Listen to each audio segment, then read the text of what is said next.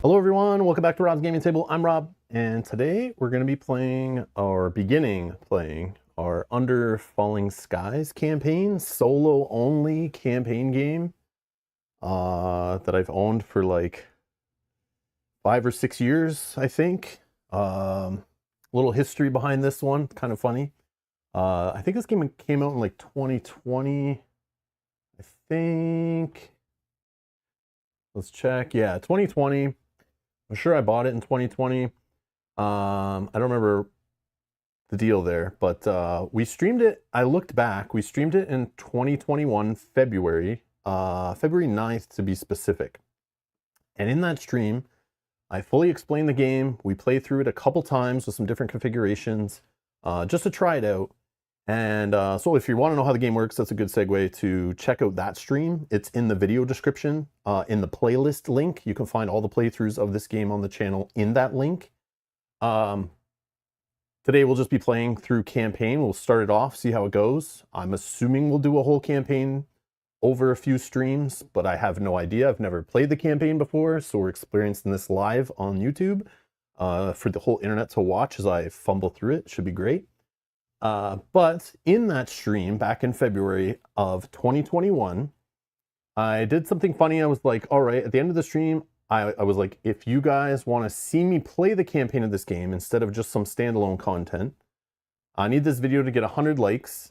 And I don't know if I said it in the video or I said in the comments or I said it in another stream around that time. I said I needed to get the 100 likes and I had to put a deadline. And I put the deadline by the end of the month. So that's like 3 weeks. 3 weeks to get 100 likes on a stream. Of course, we had probably way less subscribers back then, way less viewers. I don't know. But I gave it, that was the goal. And I logged in and checked literally at the end of the month. And it was like, I don't know, maybe like 80 or 90 likes. But it wasn't 100.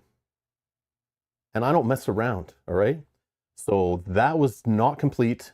Task failed. I put the game away. And people were asking, when's the campaign coming? They've literally been asking for like 5 years. And I purposely is like, nope, it did not reach 100 likes in 3 weeks. You couldn't tell your family to go in and like the video? Like you want to watch it? Like you couldn't go to your board game store and tell everyone about my channel, get them to like it? Come on, man. So I couldn't get 100. So I said, screw you guys. I'm never playing it on stream again. Deal with it. But then in a recent member-only stream, I was talking about solo games and playing a member-only stream, playing games on kind of like a locked stream for members only, just as like a thank you to members. But I want to play stuff that I've already played before and didn't want to play games that like, you know, you can't see a playthrough on the channel in another way, right? Like, I understand not everyone can click the join button and support us every month and stuff like that. So I like to do those member-only streams. You can watch them in the future, which is kind of cool. So if you're not a member now, but you become a member later, and then you're not a member later, it's all good. You do whatever you want. It's great. Thank you to those who support the channel, though, in that way. But I think it was Velco or somebody. I could be wrong, and sorry if I am. But somebody mentioned that I should play this game doing the campaign that I said I would do. And there's like some confusion. Like people just assume since the video eventually got 100 likes that I would do it. But I had a deadline, and yeah, so it didn't hit it. I had to call at some point, but eventually it hit 100 likes. So every year, multiple times a year, somebody either messages me, there's like Discord, Facebook, I don't know, Twitter, like in comments on random videos, in the chat, people bring it up and say, Rob, why aren't you playing the campaign for this game? Go pull it out, play the campaign. So it was brought up last month in our member-only stream, and I went, no, I don't want to play it as a member-only thing, because we've never played the campaign before. But then I've been sitting around the last few weeks, looking at my collection, looking at what's available, and I wanted to play something solo. And I was like, when that was brought up, I was like, yeah, that's probably a good idea. I should play it. It's been 5 years. I think I've cooled off, and I think I cannot hold my grudge anymore, and we will play it on stream. So for those that still stuck around the channel after 5 years, here you go, all right?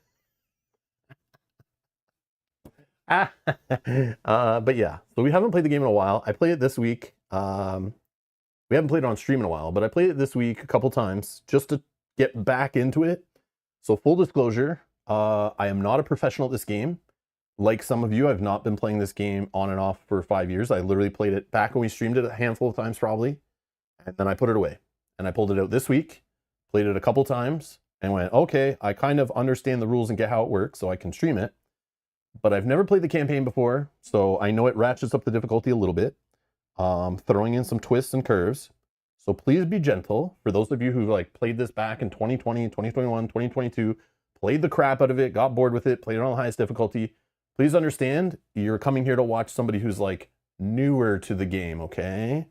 So if you're new to this game, watch this, it will be fun. But there are spoilers, I guess, because this campaign game actually has stuff that's kind of like hidden in the box that you're not supposed to open till you reach it kind of stuff, and things in your campaign that get eliminated, and we'll try to hide some of that so you don't have that spoiled. So that way you can replay the campaign in this and it's fully replayable and you might see different options and setups. But it has like a little story to it and stuff. Feels kind of like a Marvel Champions campaign based on what I've just seen putting it out on the table this morning. Very light story, but we'll see. We'll see how it goes. So we're going to play this today. I don't know how many sessions we're going to play today.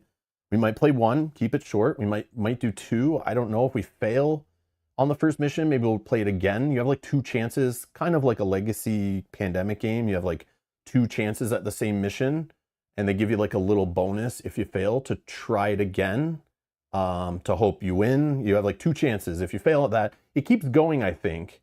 I think there's fail forward, but based on the rules, you might get punished and cities get destroyed and stuff if you fail twice and don't save them.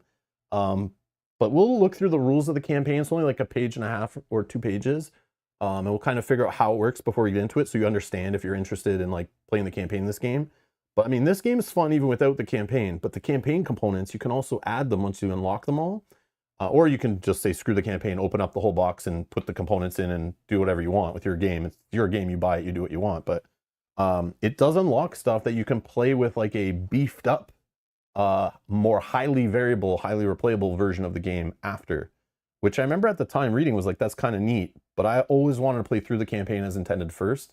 But that's what's here, so it's kind of neat. So it's my first time playing with these components, so we'll see. But we're going to go through it together. We're going to do it live, not edited. It'll take longer than your normal playthroughs at home, of course, because we're doing it live on the internet. If you have any questions, ask them in the chat. If you notice any rules mistakes, do not hesitate. Leave them in the comments below, timestamp it, help other people learn from my mistakes, help me in future episodes. Yell at me in the chat. It's totally fine. Yeah, and we're going to play together. I'm going to try my best, but if there's something obvious, there is like a, the 10 to 15 second stream delay, but feel free to yell at me. Like, I know backseat gaming is like kind of frowned upon, but like, if you notice something obvious that I'm like, Rob, why are you putting that there? It doesn't work that way. Or like, you dummy, like that's a 5, not a 4. You should do this. You don't be afraid. Just play along, have some fun. And we're going to play it. But obviously it's not, yes, Yogi's saying old and busted. Yeah, this is definitely not the new hotness. Welcome to the channel. If you're new here, we do not play always the new hotness. This year's kind of my theme has been like, I don't want to play any new hotness as much as possible. So 2025 for me, my like resolution for the channel was to like go play some games in the collection and avoid crowdfunding as much as I possibly could.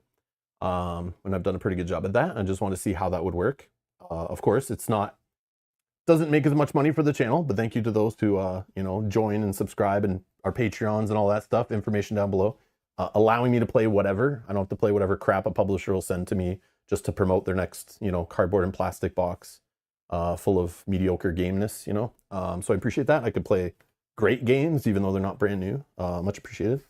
I appreciate it. But yeah. Nope, still hot. I want to burn my tongue. All right. It's about time you get over it. Yeah. Finally, I've calmed down in my old age. I'm not holding the grudges as much. So yeah, we'll play the campaign after all. Even though you guys couldn't give me 100 likes in 3 weeks. Jeez. In fact, I should probably say if this video doesn't get 100 likes in like 2 days, I'm not continuing the campaign. How about that? All right. No, I'm just joking. I'm just kidding. Yeah, we'll just leave it as it is. You guys like if you want to like. Don't like it if you don't like it. It's totally fine. But it will help people find the channel. It'll help the channel grow. It helps us have more people in the live chats and stuff like that. So it is a free way to just support the channel. Just click the like button on the videos. YouTube loves it. YouTube will share it to people who like similar videos and stuff. Thank you guys. All right. So here's the stats on the game, if you didn't already see them on your screen for the last like 10 minutes. So it is a one-player game, and it's even best with one player. So we got the right player count. So we're doing it correctly based on the community at BoardGameGeek.com. The weight is a 2.4. Yogi, thank you for the super chat, you crazy bastard. For the Aussie 100, I appreciate it. Which in Canadian is probably like $1,000. I have no idea, but thank you so much. I appreciate your generosity. You're very generous. Thank you, thank you. Old and Busted with the trash can in the super chat. Thank you. Thank you for funding our Old and Busted games here, Yogi. I appreciate it. Unfortunately, I'm a scam because I don't know what you call it. But anyways, I definitely am scamming you, Yogi, because you're giving that money to play these Old and Busted games, but you know that money ends up going to like new games anyway. So it's like, you know, and then I hold those new games for years until they're old and busted. Then I finally get to play them. And that just makes me relatable because I'm looking at you, every single person watching. You know you have a dozen games on your shelf. You've not even taken the shrink wrap off yet. And you haven't played. So I'm showing you that you can turn around, look at the damn K-Lax. There is stuff on that shelf that is still awesome. Do not give in to the FOMO of the new hotness, because most of it is hot, steaming garbage. All right. So anyways, let's get to it. Okay. So yeah, weight 2.4. Thank you, Yogi, again. Thank you. It's like 2 Canadian. Oh, okay, perfect. Thanks for buying my coffee, Yogi. I appreciate it. Not the new games. Thanks for buying, what is it? What's the price in Canada? That's like 10% of a pack of sleeves. Thank you, Yogi, for supporting the channel. No, I'm just kidding. Thank you so much. Oh yeah, it's like tax on like a USB cable. Thank you for helping. I'm just kidding. Okay, yeah, things are rough in Canada right now with economy, tariffs, all this stuff. It's great times right now. Price of shipping and paper and all that stuff makes board gaming the less affordable hobby than it used to be. That's for sure. Hot steamy garbage. Where can I back it? Oh, Joseph, was it you that said you're getting on a flight soon? Yeah. Oh, heading to the airport. Yeah. Okay. Safe travels, my friend. Safe travels, Joseph. Let's see. Just taking a look at the chat here to see if there's anything. Okay, Bob says it's been 2 to 3 years since I played the campaign, so I'm not sure I'll have any good advice. Oh, you'll have advice, all right. I don't know if it'll be good, but I appreciate it though, Bob, either way. Okay, so yeah, this is by CGE. It's got 7.6 on BGG, and it is like a 258, which I expected to be higher, because I remember it's like it can be a pretty crunchy solo only game, and solo only games were getting kind of love starting in 2020, obviously because of a certain world event that happened that kind of forced a lot of people to look into cooperative and solo gaming and divorces. Yeah, so this I expected to be higher, but also it's older, so things go up and then they start to go down, especially as other things rise up. And on BGG, solo only games is pretty rough. Like I saw like Van Ryder Games just posting or something on their social media before about I think it was like last month, about Final Girl, like the first solo only game to get in the maybe like the top 100 or top 50 or something like that. I don't remember. I wonder if we can just see that quickly, actually. But yeah, solo only games have a rough time. Obviously, they hit a niche audience. There's just less players generally playing them and voting for them, obviously. Just think about every 4-player game. One person buys it, 4 people play it, and then maybe, you know, a couple of them rate it, right? Out of some hardcore board gamers. So you just have more people voting, right? Playing the game. Solitaire only games. Let's check out the family, actually. Linked games. Let's sort it by rank. So yeah, oh yeah, so it just hit the top 100, this is the game we'll be playing as our member-only game this month. We'll do the holiday. Thank you, Yogi, I think, for the recommendation. We'll do that as our member-only stream, I think, next week. We'll do the holiday themed pack, makes sense, right? But Under Falling Skies, second highest ranked solo-only game, according to BGG. And I was thinking about the other day, like, have I ever played a solo-only campaign game? And this was the only one I could think of, and it is ranked number 3 of solo-only games.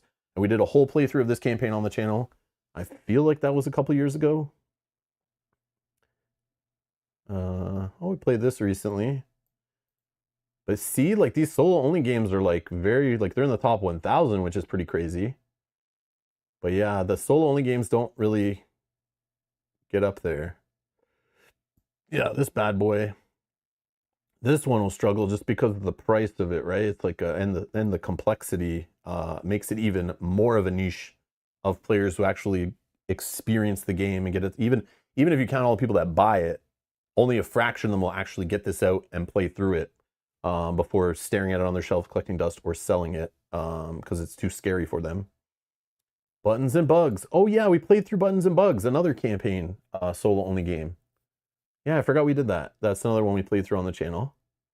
Okay, so I've done more. Played Resist. This is not campaign though, but I don't think, right? No, I don't. No. Witchcraft. Yeah, okay. 20 strong. Yep. Rove? I don't know. Just looking. Oh, we played through this one, I think, right? Did we? Maybe we didn't. Maybe I have that game, but I've never played through it. I don't remember. Hostage Negotiator. Anyways, we're on a side tangent here. I was just curious. Oh, Coffee Roaster is a great solo bag builder. I think I looked into that one before. I don't know why I never tried that. Oh, I think I know why. Because I saw Stronghold Games on the front cover. Anyways, I have higher quality standards than that image on a box leads me to feel. Leads me to worry that it might not be the most quality production. But maybe it's produced by someone else now, and that's just an old picture. I don't know. Maybe it's still fine. Let's see. Yeah, I just see this logo and it's just like, not really. It might be quality gameplay. Mechanics might be fabulous, but just the quality, like touching and feeling the box, cards, books, rules, like everything, Stronghold Games just feels high school student project board game to me. But yeah. Nope, Joseph says, nope, still crap quality. LOL, the game itself is still great. Okay, good to know. Good to know. I might try that out. That's probably why I didn't buy it. I'm being honest here. I'm trying to be as honest as possible. Okay. So, have we wasted enough time to have everyone show up? I think everyone's here. You can lock the doors now. Those in the back, you can lock the doors. Everyone else doesn't get in. All right. So here's how I'm laying it out on the table. I was fiddling with this for like an hour this morning, trying to figure out the best way to put this on the screen. Last time I streamed it, I literally put this diagonally on the table and I had to look at it like from the side. And that's not the way I play this game. It's not the most fun way to play it. So I put it straight up and down, so it's super long, which is super weird on a widescreen. I tried rotating the screen sideways, but then it felt super weird with the way my hands were going and the way I had components lined up. It just would be, I would have to still be looking at things sideways because I have to rotate some stuff. But then I was like fiddling around, like I came up with an idea. All right, you tell me if this is passable, okay? I started fiddling and this is what I came up with in the allotted time I had. So I have this little zoomed in kind of two divided screen that just takes what you just saw. And we have the bottom, my fat head right here. And then we have a divider. And then on the right side, we have the top. And then hopefully you'll be able to follow along. I wanted some of the top in both scenes so you can kind of like visually link them together. And when we mostly care when you're playing this game, you mostly care about, you know, when the ships start getting lower, crash right into your base, we're in trouble and destroy the city. But then, you know, these ones up here, we're just kind of chilling, you know, hopefully. I don't know why this one's flipped. I don't know, that was an accident. We'll randomly flip one though. Guys, remind me. I want to play on standard. You'll see the rules. They kind of say play on whatever difficulty you feel comfortable with. I probably should play on easy, but we'll try standard for our first game. If we get completely wrecked, we'll just try it on easy. And you can change it as you go through the campaign, trying to find the right balance. It does say you should play the game a bunch. Find the difficulty you're most comfortable with that you still win, but it's a challenge and you enjoy. But I didn't want to play the game like 10 times to find that. So I kind of cheated and was lazy and just kind of played standard and was like, I played easy and played standard, and like kind of on standard, I was like 50-50. So we'll just try that. And I know adding in the campaign does bump it up like a 0.5 difficulty. So we'll just kind of go with standard to start. So we'll randomly flip over a tile, but you'll see. But they do say you can change it. Mike, hello. Greetings from Germany. Greetings from Canada. Hello. Welcome to the stream. Thank you for the kind words. But yeah. All right. So we'll try this. You can see the dice tray. But these dice bounce around. They're super light wooden dice. I hate them. I probably complained about them in the previous stream. I was going to get some heavy plastic dice. But I like these for rolling because they have the rolled corners. But I don't like that when placing. But I just have a little one of those little cups. So I'll roll them and slam them in here so they don't bounce, I guess. That's my solution. So we'll go with that. But you can still see them on screen. So hopefully that'll work. Yeah.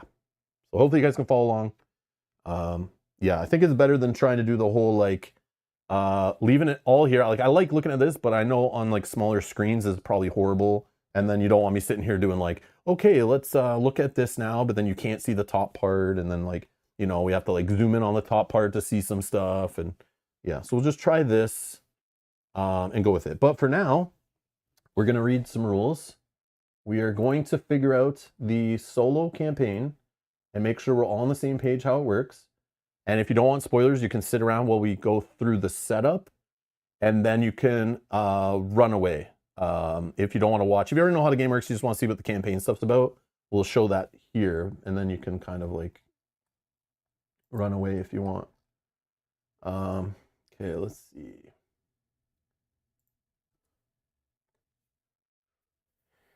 Okay, so there is like basically the rules of the game, and then it kind of finishes, and you know how to play standalone games, and it's like, here's the campaign once you're ready for it. And it's got this little comic book thing, which this is what reminds me of playing a Marvel Champions campaign. It just has these comic book panels, quick setup, very simple campaign addition to the game. It doesn't add too much complexity, which I like. Very nice and chill campaign. Oh no, something crash landed. Okay, so in the game, it's kind of neat. I just want to show this part on the back. But when you play the game and you open it, it's got this warning on the back like, hold on, only use the components on the top. Don't touch anything below the campaign book. So there's these like wrapped paper and cardboard packages.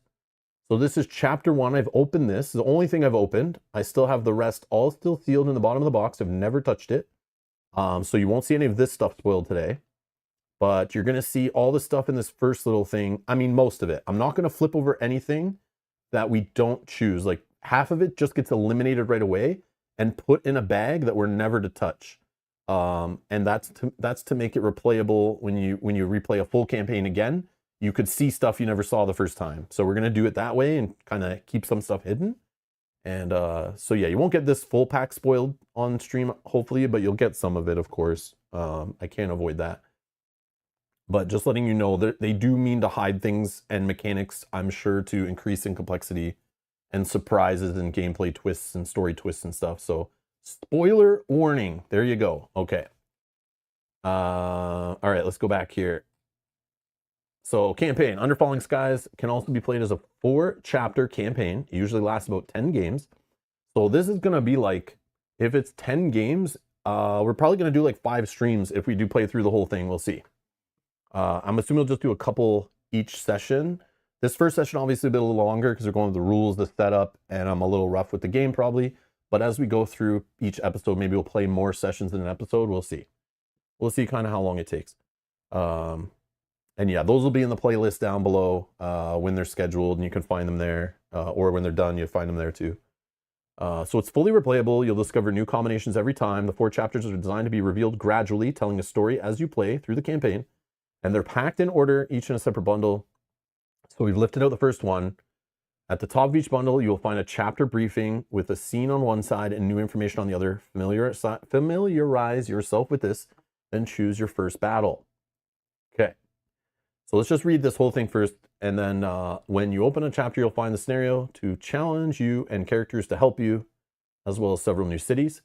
2 of these cities are being attacked. Make 2 piles each with, and we'll do randomize with dice. We'll kind of make our little scenarios.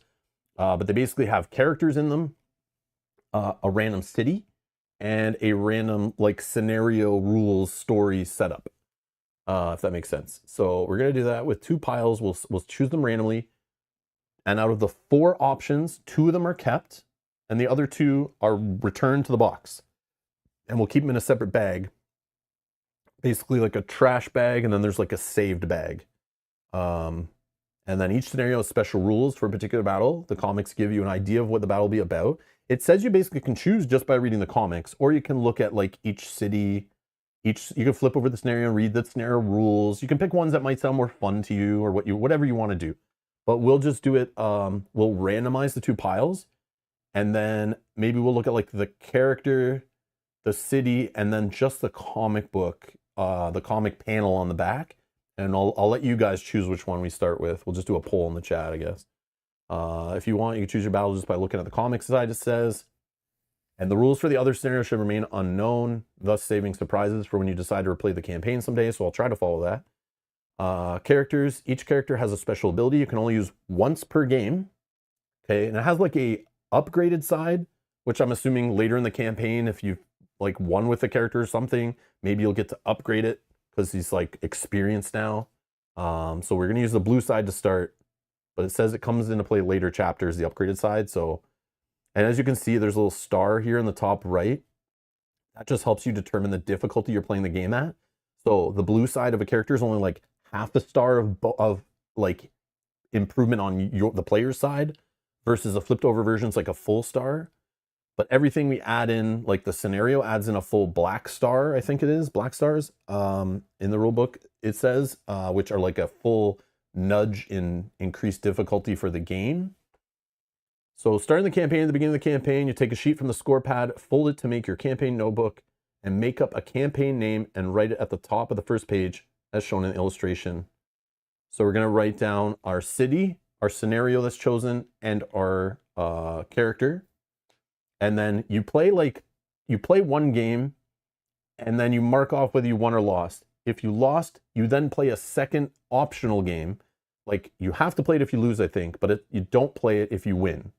So it's like not always going to happen. So I think that's why they say it's around 10 games, because like you're going to lose some, you're going to win some, and then, oh, was there trouble on YouTube? Oh, okay. Okay, it's fixed now. Okay. Oh, is YouTube being silly? Yeah, all right. Okay. And then once we're done the first city, which I'm assuming will be today's stream, then once we get to the second one, unless we win our first game, we'll play the second city, which is the second one we made a pile of. And then we record the results for that one. And then it just talks about components. After you choose two piles, get rid of the other ones. After you finish a battle, remove the scenario. If you lose two games in the same city, you remove it. So like the city gets destroyed. Other pieces need to be saved for later chapters. If you win a game in a city, you've saved it from destruction, you get to keep the city. After you finish a battle in one or two games, win or lose, you keep the character, so the character doesn't die for some reason. 2 bags are provided to help you keep the removed and the saved components. And then setting the threat level. This is the part I want to talk about. I kind of already explained it, but it says you should play the campaign at a threat level you enjoy when playing standalone games. It should be winnable but challenging. The campaign gets more difficult as you go. But hopefully with our experience and working together, we'll be fine. But you'll find help along the way, so you should be able to play the entire campaign at the same threat level. However, if you feel like adjusting it up or down during the campaign, that's okay too. So we might do that. We'll just see. I just want to experience and see what the campaign's like, whether win or lose, right? And then it just talks about how all the stuff that you unlock can be incorporated into standalone games, and you can set the difficulty with the gold and the yellow stars and figure out how cool and epic your game is and how difficult it is. But yeah, that's it. So let's do this. So we're gonna get a campaign. I'll fold it here. Okay, I'm just gonna write the name in, but we'll obviously do the choice. So what do they use? Earth number 436. Okay, how about we do this? Space Invaders number 1978. Okay, how about we'll do that? That's the name of our campaign, Space Invaders 1978, in my horrible chicken scratch writing. Okay, so we have our little scene here. Let's try this way. So we got the TV1 chopper. We got Independence Day happening here. I've never seen anything like it. Breaking news, UFO above NYC. Samantha LeGrand on the scene. Oh no, it's zapping the Statue of Liberty. It's like there's little tiny spaceships destroying people in the street, I guess. And this guy says, I have. So this guy sends in the military. He's got some planes off of an aircraft carrier. And then we flip it over. This is chapter 1.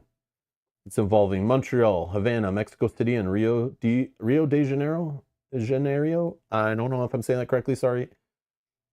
We get component base D added to the pool, is what I think it's telling us there. Gargantuan spacecraft descend on our planet, spewing hordes of alien ships into the skies as cities struggle desperately to defend themselves. Our research team tries to gather some intelligence that could help us fight back. Chapter 1, The Invasion. All components in each chapter have a mark to remind you which chapter they come from in case you ever need to sort them. We get some additional components. We have the orange little Space Invader guy. And then we have a stack of tokens that are numbered 1 through 6. It'll tell us if we need those based on the scenario and how to use them. We have dice values. Some characters and cities allow you to increase the value of dice, as you would expect. A die can only have values between 1 and 6. If an effect tries to set a die to a value of 7 or more, just set it to 6. We have rooms with 2 effects. This is kind of neat. Some rooms offer 2 effects for the price of 1. When you pay the energy cost, you may perform both effects. Calculate the room's value as usual. Add both dice and the modifier. This is the value for each effect. Effects may be resolved in either order. Oh, that's why it costs so much energy though. Because it's like, you could get up to like 12 minus 2. So you could have like I'm assuming, create a 10 size robot, but obviously it can only be set to 6. And then you could hit all ships in the sky for like 10, but the numbers I've only seen them go, I think, up to 7, but maybe they go higher. I don't know. I mean, in the later campaign, they'll probably go higher. This is all probably going to get crazy later in the campaign, I guess. Examples, suppose you placed a 3 and a 6 in the room above. The room's value would be a 7, because it's a 9, minus 2 from the room. For 4 energy, you can perform both effects in either order with a value of 7. Yeah, okay, so I am understanding it. Okay, this allows you to shoot down ships on explosion spaces with a value of 7 or less. When you install the robot, you'll set it to 6 because 7 is impossible. Okay, all right, I understand it. I get it. Okay, that's not too bad. We also have Montreal. Oh yeah, I looked at this before. I guess this is like clearing up rules on here. Montreal allows you to sum multiple rooms together if they all have the same effect. Let's say you want to use the ability while resolving a room with... Okay, we'll just look at these if we need to, if we're playing those. But yeah, I'll just throw it off to the side. Okay. So now we need to figure out our 2 piles. And to do this, I have a D4 ready because it seems to have 4 character options, 4 scenarios, and 4 cities. So we need to eliminate half of these. So let's just eliminate 1, 2, 3, 4. Here, we'll do it this way. So we've eliminated this piece. And we've eliminated this piece. And then here, 1 through 4. Let's do 4. 2. Okay. Goes off to the side. And then out of here, 3 is eliminated. And 3, nope, that doesn't work. 1, okay, 1's eliminated. So then out of these, let's just do odds, evens for the first pile. Yeah, so whoever gets this goes in pile 1, I guess. So it's odds, evens, even, and the bottom, odd or even, it's even. Okay, so this are 2 scenarios. Hopefully that randomizes it okay. I don't know. All right, so our 2 scenarios are as follows. Do they have names? Okay, they do. All right. This doesn't say it on this side, though. It says you could just pick based on the story here. Actually, I'll do it based on the city, because that's easier to put in like a poll in the chat. I'm just trying to find a way so you guys can tell apart. Or we could just do Jackson or Lucia. Yeah, let's just do that. So I'll put the poll in the chat now, but then we'll look at each piece without looking at the scenario on the other side. Some of you might already know what it is, but we'll just do that way for fun.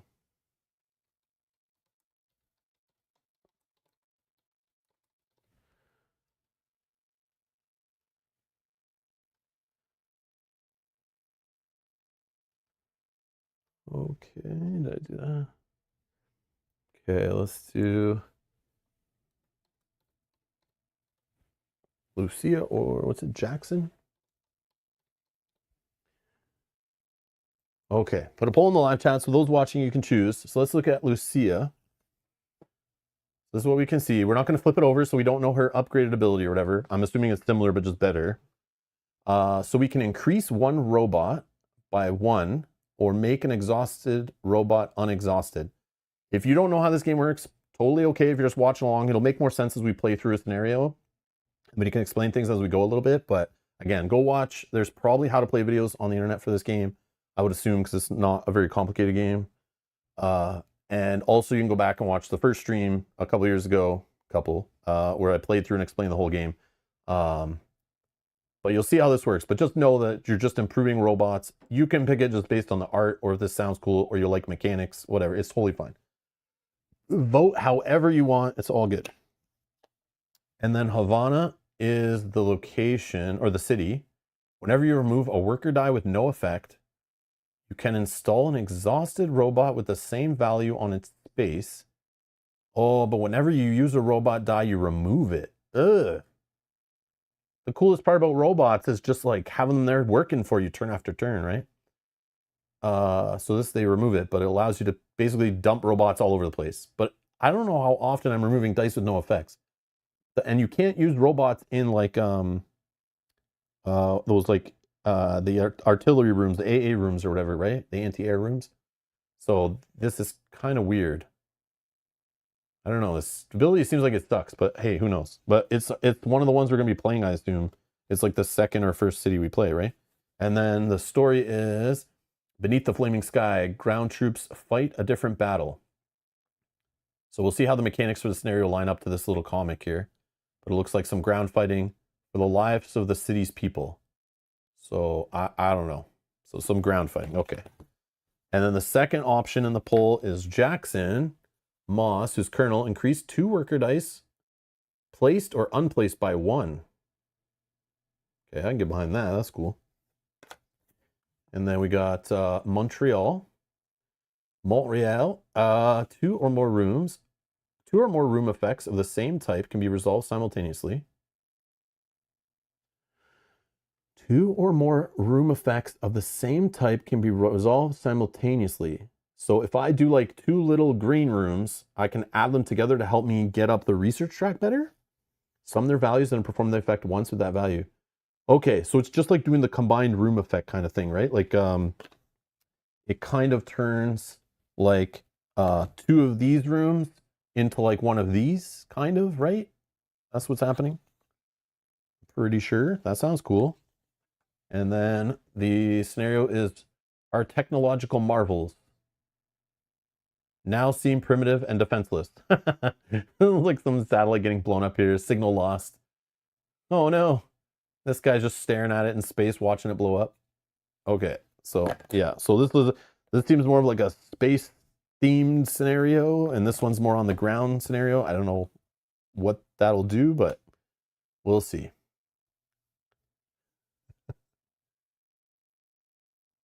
Okay, so black star is a plus in difficulty, yellow is a minus in difficulty. Okay, so based on this, half a star is like, we've reduced the difficulty by, so if I play on standard, I flip 1 tile, that's like a +1, right? Or it puts it on standard, and then this is like a minus 0.5, but then these I think raise it by another full 1. So we're increasing the standard difficulty by 0.5 is what I think is happening at the start here, if that makes sense. Okay. So let's close the poll. Thank you all that voted. Where are we starting the battle?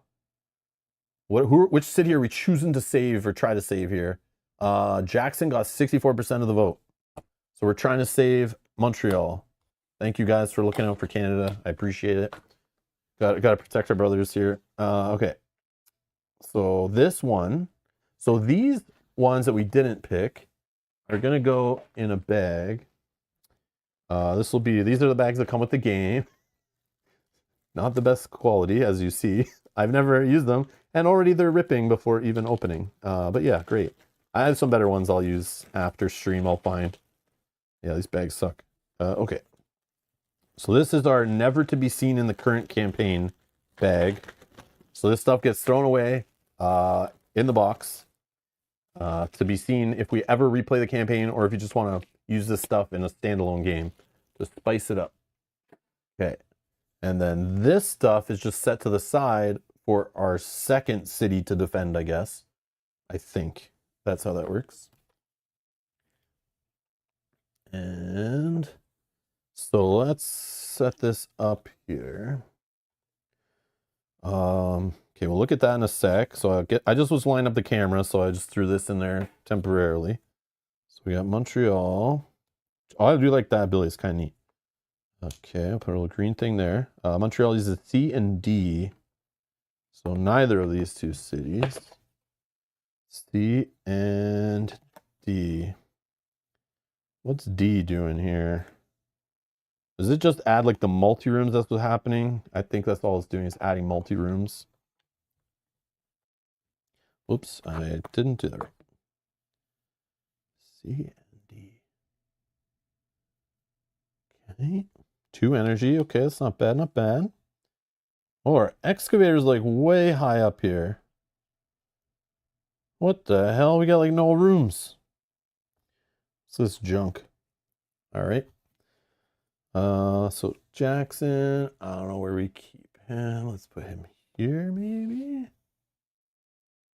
No, we'll put him down here. We got to remember that we can use him once per game. Increase 2 worker dice, placed or unplaced by 1.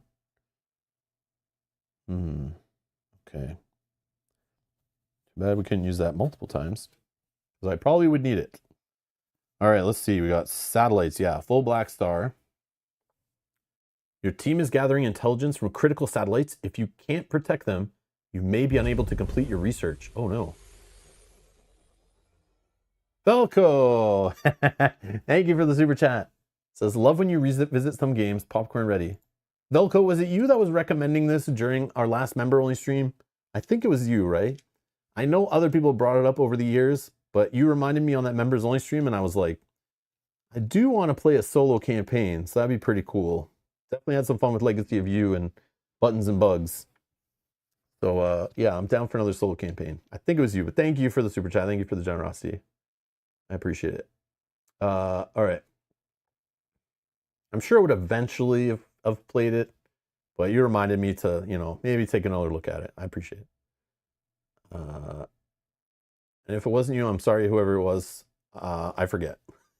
So we set up is shuffle tokens 1 to 5 and draw 1 at random from each column. Place each token in its column 1 to 5 spaces. Oh, guilty as charged. Okay, I thought it was you. All right. Thank you for reminding me about it. Because I did put it away like I was never going to play it again when we didn't get that 100 likes in February of that year. Okay. So shuffle tokens 1 to 5 and draw 1 at random for each column. Place each token in its column 1 to 5 spaces above your city. Oh, okay. So we draw tokens. So like for the first column, we draw 4. We'd put it 4 spaces above the city. Then the second column, we draw a random token. And if it was a 2, we put it 2 above. I think that's what it's saying. These are your satellites. Then you place token 6 face down on the lowest space of the research track on the lowest sky tile. So just right here. Okay, we'll do that in a sec. And then it says, when researching, ignore the covered space. Okay, so it's kind of like punishing us, then helping us. So we get to skip over a spot on the research track. Whenever a ship moves onto or through a space with a satellite, remove the token from the game. Oh, and decrease your research by 1 space. Ouch. If there's an effect under the token, the ship's move does not trigger it. Oh, okay. Man, that's annoying. That's annoying. But based on the way I play, and I'm not the greatest, probably like 3 to 5 of these are gonna get blown up. So that's gonna be rough, man. Yeah, we're gonna have some trouble here. I feel this is bad. But again, if we fail, we get to flip our city and get a little bonus. So we'll try. I'm okay if we lose here. That's like our warm-up game. Again, I've never played this stuff. So just the regular game. We'll see. Okay. So these tokens, we got them all here. We'll find the 6. So we take the 6 out. We put it here. And then these ones, I don't know. Just shake them up and you put them in here and then just draw one at a time. So this is for column 1, a 1. Column 2, a 5. Oh yeah, I gotta pick the one that we're flipping first. That might help. Anyways, whatever. I'll just if we flip one of the bottom ones, we'll just have to fix it. A 4 for column 3. A 3, column 4. And the last one's a 2.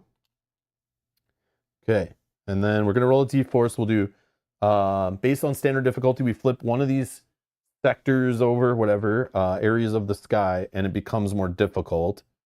So 1, 2, 3, 4. And we got 4. So the one at the top, I don't know if that's good. That's probably really bad, right? That's the one that's going to be like interacted with the most at the beginning. Oh, it has this. Yeah, I had to look up in my rule book. It doesn't have this symbol. I had to look that up. There's like a new rule book or a 2.0 that I found that explains that this does damage to your base. I got an old printing, I think. All right. So, now we did this. We have this. I think we've done all this setup. Oh yeah, now Montreal makes sense to read this, right? So Montreal allows you to sum up multiple rooms together if they all have the same effect. Let's say you want to use this ability while resolving a room with 2 effects, A and B. First, calculate the room's value. This is the base value for each effect. Then resolve A and B in either order. For each effect, you can sum it with other rooms of the same type. Oh, wow. I think that's saying, so if I was doing like this multi-room right here with yellow and red, I could like pair the yellow with another yellow room and like the red with another red room and like combine them because we're using Montreal. But not both, I don't think. 2 or more room effects of the same type can be resolved simultaneously. I feel like this is just saying, no, I think it's saying what I just said. I think we're fine. I don't know how often this is going to be a thing, but if we don't take advantage of this, then we're just like, the city's useless, right? So we got to do it to get some help on our side. But I could see it just mattering if we have like 2 low level dice to just like, you know, if we put like one in here to help us get up the research track together using this. Or like 2 low level robots, you know, to get them going. But we got to open that. All right. So let's play the game, I guess. I don't know if we're ready for this, but we're going to try. Oh, yeah. So first things first, we're going to roll some dice, right? And again, if I mess up any basic rules, yell at me in the chat. I played a couple times this week, but I might be misplaying. I looked up the FAQ and read through it too, so hopefully we're okay. All right, got some huge numbers here. Huge numbers. Where's the option to call in Will Smith? That might be later in the chapter, all right? No spoilers here. No spoilers. We haven't got that far. I don't know when he shows up. I haven't seen that movie in like 30 years, maybe.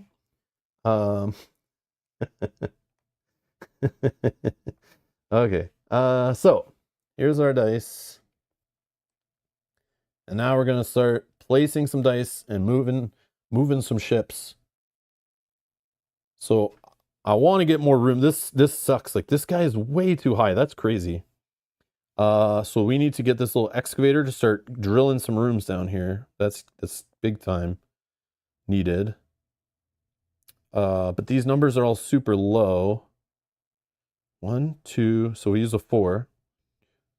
4, that would go here, but that would block this column. I don't know how many we're shooting down this turn, so that would be like not bad. If I could get him to 5, but also the first punishment is the excavator moves back 1. That's annoying. We could place a white first. That'll force us to reroll everything else. Maybe we get some more interesting numbers. I mean, maybe there's a turn we just build some energy.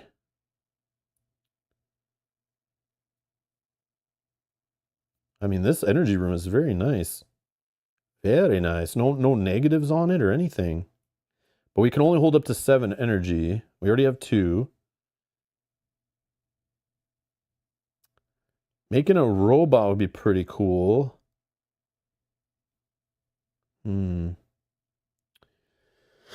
Yeah, this game. I love the puzzle. I love the puzzle. I kind of want to do some re-rolling and maybe we get like a 5 or a 6. Let's see. 1, 2, 3, 4. We don't want a 5 actually, because it would move the mothership. That would suck to happen right now. I wouldn't mind moving the mothership past one of these two to avoid these annoying effects. But right now, I don't think it's the play. So in this column, I'm kind of looking to put in like a 4 or a 6. That's kind of how I look at the game. I don't know if that's the best way to look at it, but I'm just like, kind of look at what I want to avoid and see if any numbers are like, hell no. Or if I can see if I can put a ship on a spot to shoot down. And if I care about shooting down this turn, then I kind of like, what number is needed for that? And maybe kind of try to make it work. I don't know. But this re-rolling effect, yeah, it's can change a lot and make it really bad. So I don't know if I lock in the excavator right now. But if I start putting dice in this row, I start limiting the options of where I can get the excavator to go. So what I could do is just like slam like a 1 in here. Because like I don't want to move the excavator only 1. Because it'll just move back. That's like a waste. I could put this in this column. Because it's literally our only option other than excavating. And it won't move the ship, but it'll re-roll everything here. And then we have a chance to get like a nice juicy like 5 or actually 1, 2, 3, 4, 5, 6. Yeah. We're looking for a 5 would be like ideal. But also maybe we don't move the excavator and we like just get a robot going. Is that bad? That might be okay. So I'm trying to get energy. I have no green rooms the first turn. This is crazy. So I got to move the excavator. I have to move it. Yeah. And then I could make robots. 1, 2, 3, 4. Yeah, maybe I just move the excavator 4. But let me just look. 1, 2, 3, 4. It would put this guy in the next column. So maybe I wait on that. Yeah, I don't know the best way to do this. Yeah, maybe I'm okay with the 4. Because like I don't think we're shooting anything down this turn. I don't really want to use my energy on that too much.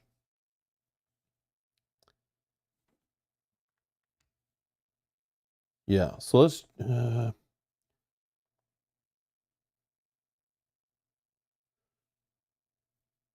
analysis paralysis. 100%, especially on stream, you know, like I want to make sure like we win. So I'm like, my competitive sides kicks in.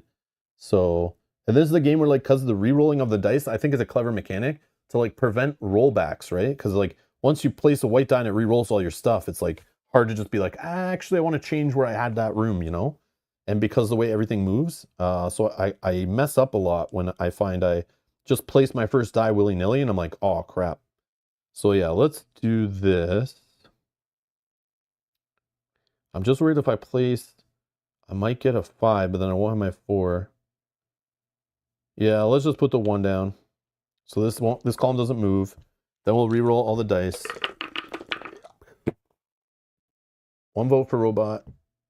Okay, we got a 6, but I know we don't have to put it in this column.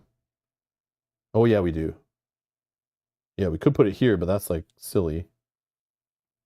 But where would a 6 be okay? 6. Not here. We don't want it in this column. Do we save it? Are we okay with these little numbers? I don't think so. I mean, we could get a juicy robot, but then we move the mothership 6. Right? 1, 2, 3, 4, 5. Oh no, 6 was okay. 6 was okay. I forgot. It's 5 we're avoiding in this column. See, I already have trouble. Okay. 1, 2, 3, 4, 5, 6. Right? We can do it 1, 2, 3, 4, 5, 6. Yeah. And then we move this down to here. That will re-roll all of this. Oh, okay. 6 for excavator? Yeah, right? That's good, right? Yeah, yeah. I thought 6 was bad, but it's actually good for us. Okay. So I got a 1, 2, and a 3. So I'm looking at getting some energy. I think that's a good call. And then shooting down ships. I don't know if I spend it. Maybe I just put it there and like we'll see. But can I get any ships to even go? I mean, I could shoot down a ship by putting a 1 there. This would move 1 and go on that spot. I mean, that's okay, but not great. If I put a 2, yeah, this one, 1, 2, yeah. There's none. Oh, yeah, I didn't do that. We're fine. Yeah, I think that's the only one that makes sense. But I don't know if I want to spend 3 energy for 1 ship. That's and only move 1 space, and it's going to go back on the mothership anyway.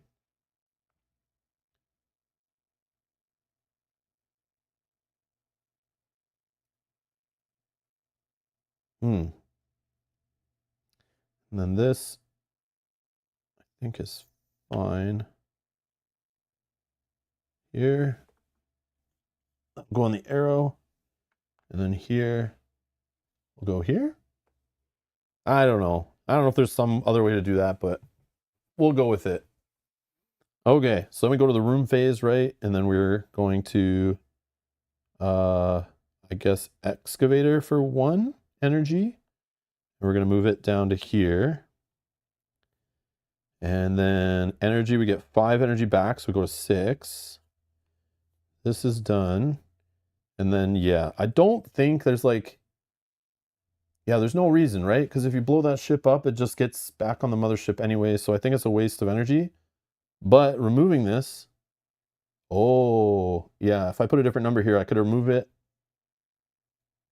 Where was that? No, oh, that was a different city. Yeah, making the robots, right? That was the other city we read. Yeah. Yeah, this is annoying because this effect, they purposely made it so the Montreal effect can't really be used until you get the excavator like really low, right? Then it's like, so it's like this effect is all good, but you can't even use it for a while. All right. So that's done. Now we're gonna move the mothership. It's gonna gobble this ship up, right? It's gonna move our excavator back 1 space. And then we'll redeploy this ship here, right? It's the only column that doesn't have. Oh, Velco's saying first round, you should aim to excavate as much. Yeah, Velco, if you weren't here at the beginning of the stream, I was kind of giving a little speech how I haven't played this game much since the first time we streamed it in 2021. I did play a couple times this week just to try it out. I played on easy and standard a few times. And I was kind of like 50-50 win rate on standard. So I kind of picked that as what we're going to play for the campaign, but we might adjust it. So if I seem like I'm slow and I'm kind of noobing out, it's because like I don't really know the meta or the strategies for this game or anything. I'm just kind of playing it how I want to play it. And I figure we'll go through the campaign. If I'm getting spanked, I could just lower the difficulty. But I do appreciate the tips. Feel free to throw tips at me because, like, yeah, I'm definitely a noob for this. But we're going to have fun doing it live and relearning the game together. I just want to see how the campaign goes. Like, I just want to see how they deal with it. Seems kind of cool. Okay. So now we did all the ship stuff, right? We moved it.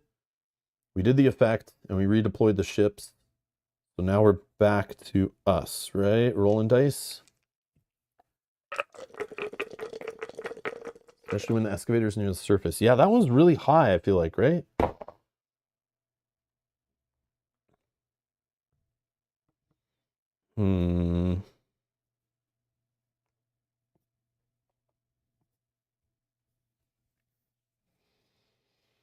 Okay. So we have 6 energy already. So generating energy is like not the biggest deal unless we're going to spend a bunch. We do have 2 green rooms we can combine. We have 2 blue rooms we can combine. We have yellow rooms we can combine. But no fighter rooms to combine yet. Can I get some ships onto fighters? It looks like our fighter, like shoot down spots, whatever they're called, are like kind of like mid map here. So maybe this turn will be one where we try to line that up a little bit. But if we can unlock this room, would be nice. Instead of spending 3 energy, only spending 1. But I don't know, with the satellites down here, it kind of makes it so like you like lose part of your board, it feels like. I don't know. Or it feels like they're going to start blowing these all up late game and like we're up in here in this high area here. I don't know. Should I be rushing up the track, or should I be like waiting till late game? Because if this moves our tokens down right now, it doesn't do anything. But I know in this game, like you can't wait too late to start going up the track. It's like you can't get up that quickly. But with Montreal, maybe we can. Because we can combine rooms. So we can do like rounds where we just like place like four dice on green rooms. And then just like shoot up a whole bunch. I don't know. Maybe not, depending on how the dice go. I'm not sure. I'm not sure how to approach it, but there's a lot rattling around in my brain of like, I don't know how to approach this. It's like kind of, I kind of like how it's twisted this up. So based on the playthroughs I've already done, it's like, this is totally different. It's like messing with what I think I know about the game already. I like it. Okay, so, just trying to think of what our general strategy is. It's not necessarily make energy. Is it going to be to shoot down some ships? So you have some low numbers.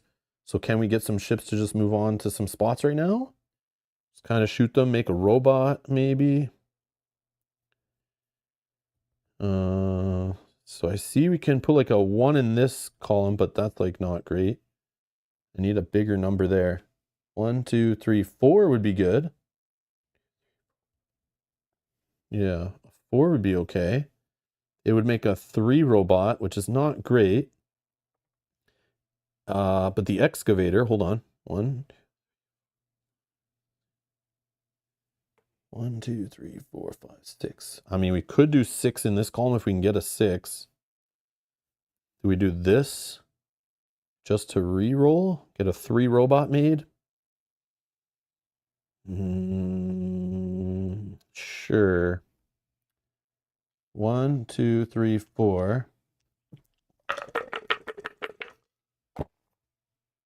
Some maps you don't need to focus on excavator, but this one for sure excavator. Okay. Okay, we got a 5 in here. Some 4s and a 3. Okay. So let's look at excavator. I'm trying to evaluate excavator again. 1, 2, 5. So we can get over to here with 5. 1, 2, 3, 4, 5. It doesn't get it on a shoot down position though. Fortunately. I think it's okay. Oops, that was a 5. All right.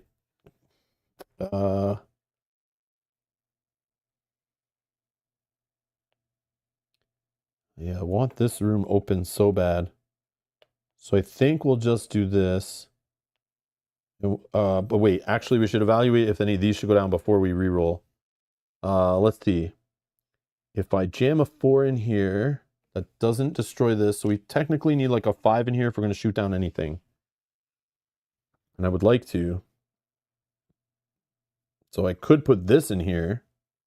But then we're gambling that we won't get a nice juicy excavator thingy. Maybe we just do it. Are there any? So if we get one down to here, 1, 2, 3, 4, 5, 6. It can't reach there. So we don't need a 6 on a die in here to shoot anything down this turn. So yeah, maybe we just do that. And then here we'll just kind of, we hope to get a 3, 4, or 5 for excavating, but I'm hoping for a 5. And this is risky to use this up, I think, but at least we'll destroy a ship. But for 3 energy, it's like, ugh, so gross. So this goes down to 1, 2, on a 3. So that's good, right? 4, 3, and 3. Okay. So excavator 1, 2, 3, 4. We won't get it on that yet. But a 3 would be fine too. But I think the further the better. Let's just look up in this column. I would move it over here. Then a 3, 1, 2, 3 would move that over here. That's bad. So I could just do a 3. That puts 1, 2, 3, this guy on here. And then if I did a 4, actually, 1, 2, 3, 4 moves over. 1, 2, 3, no. Yeah, that's what we don't want to avoid. Okay. Maybe I move up on this track a bit. 1, 2. I could put that one on the spot by using the anti-air room. But then I'm not moving up this track at all. That's not good. We can blow up some ships. Then if I put the 4 here, make some energy, 3 energy. 1, 2, 3, 4. Sure, I don't know.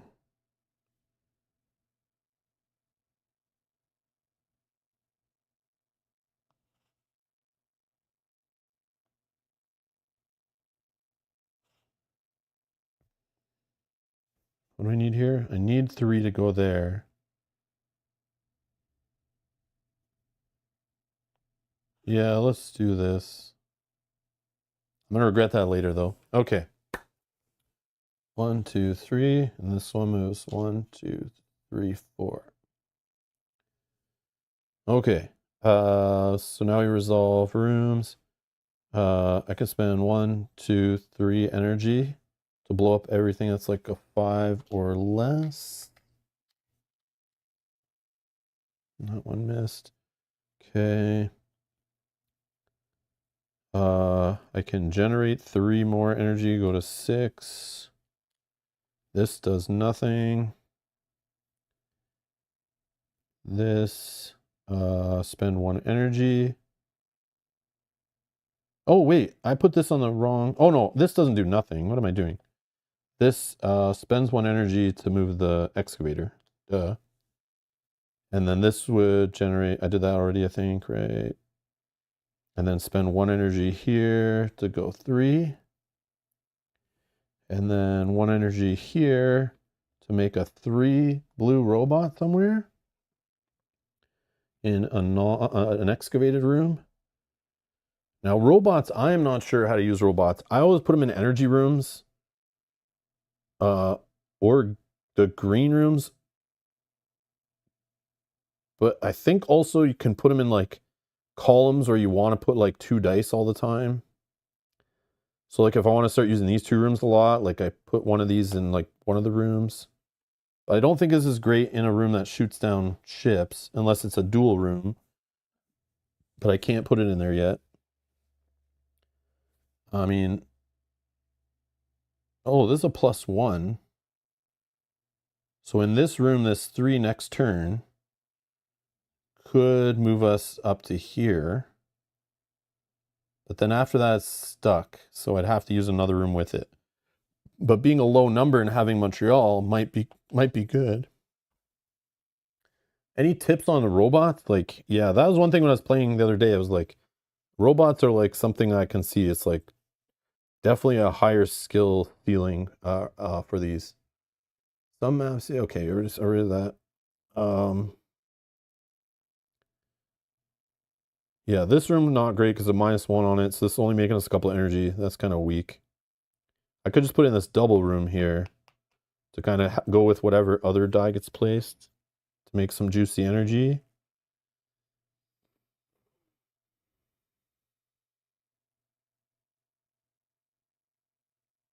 I like this room though. Or even down here, this room, it's still 2 energy. It doesn't have the +1 though. Yeah, I don't know. We'll go with that, I guess. And then we're done there. We put the little rotated robot.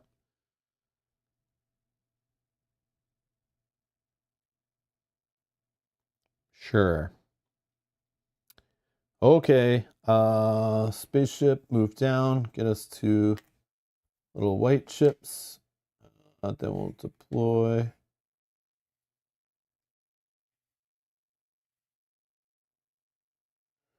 Okay.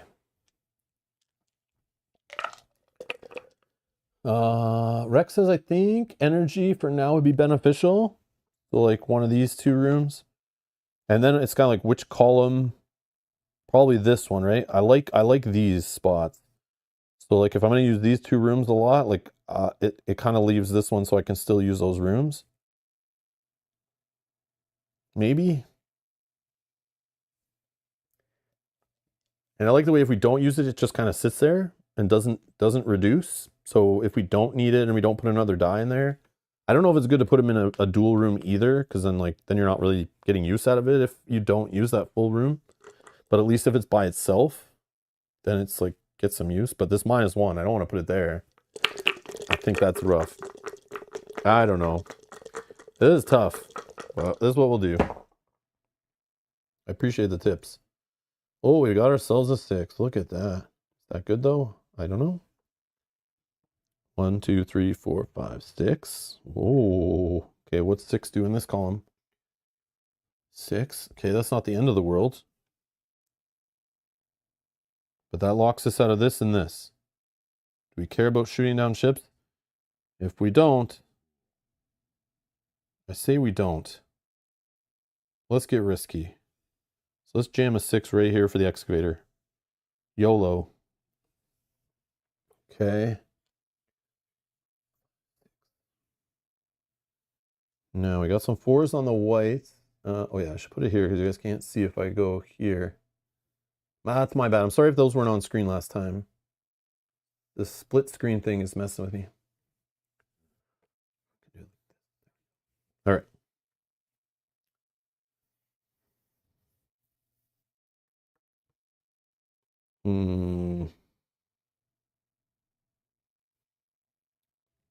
So I will be spending 1 energy minimum for this. I'm liking using this room maybe to go 4 up here. So I could jam a 4 here. But do I want the 3 and the 2 before they're gone? No, I don't care about them. So I'm going to put a 4 here, which will reroll everything. Yeah, this is bad. I'm kind of like, hopefully next round we can line up some ships and start shooting them down, but ugh, scary. Oh, 6, eh? Couple 1s. Couple 1s. So we can make a juicy robot. Juicy robot's my favorite. Then we can reroll these 1s, or we use these 1s right now to kind of slow down some columns here.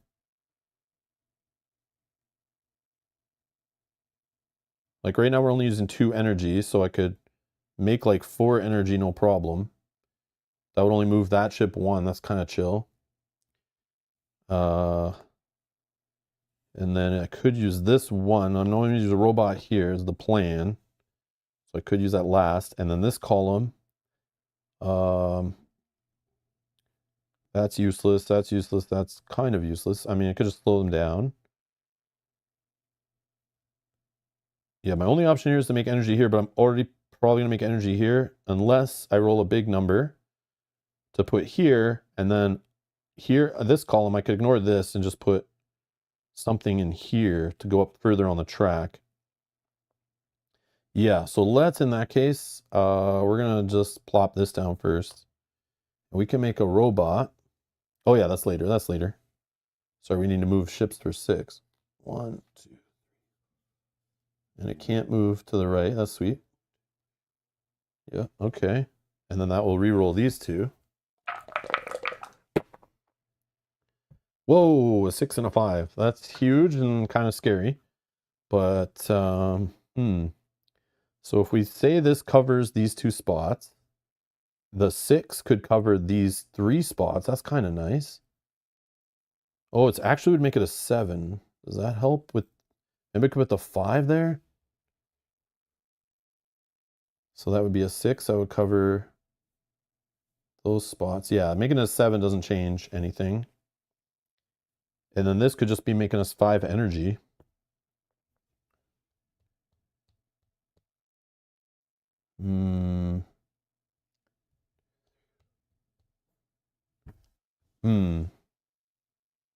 Sure.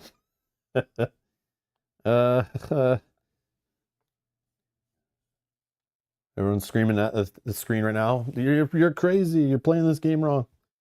What are you doing, crazy guy? 6, right? 1, 2, 3, 6.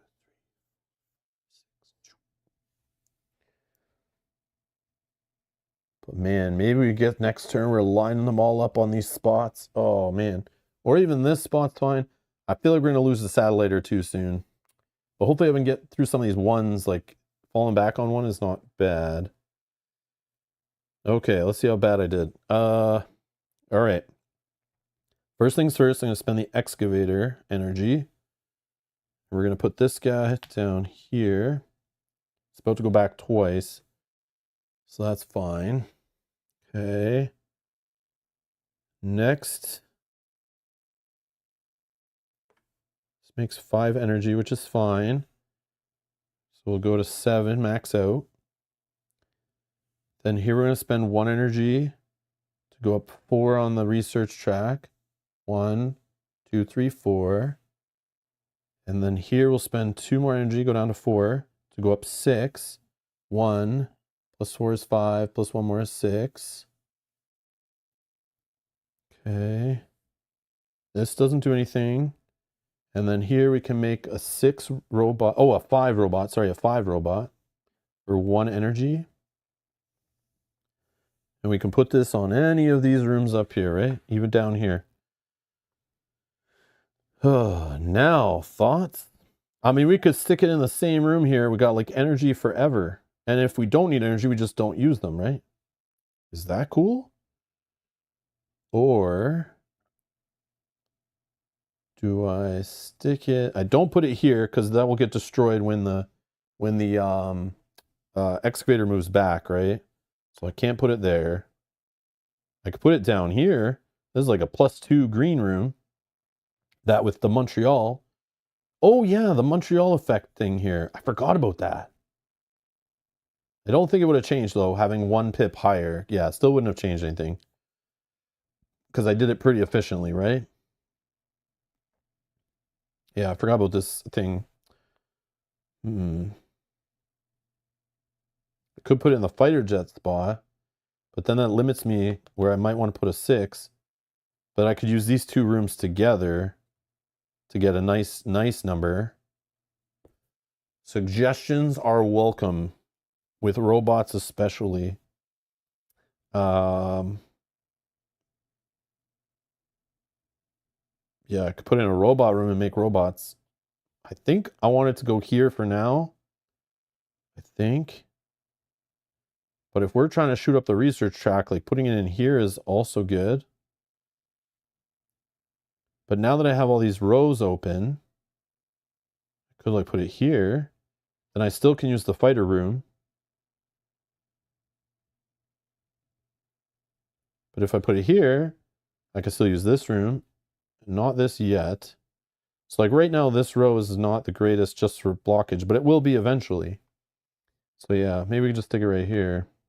I'll put it there for now. If anyone chimes in, we can change it in the next minute or 2. We'll just go there. Sorry about the AP. Okay. Then we move the ship down. Moves this back 1, 2. And then there's no new ships to deploy because there's 100 of them on the board already. And then we roll some dice. Uh-oh. Gotta re-roll this one. Cock die. Whoa, low numbers, which is kind of good when the ships are like almost at our satellites. This is actually not bad, I think, right? We know energy is covered if we need. So it just sucks to waste some energy on like the smallest values, but But we gotta assume some satellites are gonna get busted. We don't want 2 to get busted because then we drop below this 4, that's kind of rough. If we drop below the 1, that's not bad. But we get to go up the track, right? Oh no, they would hit the satellites now, move it back, and then we go up. Yeah, that would suck if they blow up too, right? So we gotta try to avoid that if possible.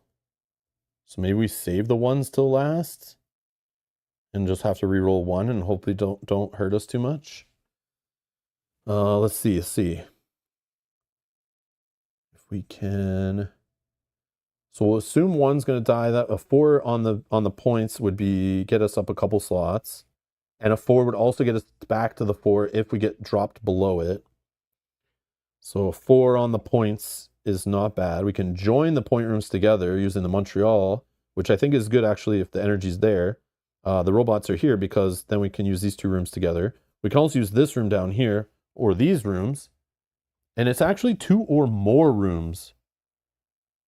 So I think in theory, I could use 1, 2, 3, 4, 5 rooms and add all the dice together and go crazy on a single turn and rush for the win at some point. So we got to keep that in mind. And I think that balances out the stupid satellites, which might help. It's just kind of scary not to be shooting down ships right now. So I shouldn't do that yet, but I don't have a really high number to shoot down ships. This, I would need a 6 if I put a 1 here to keep this still.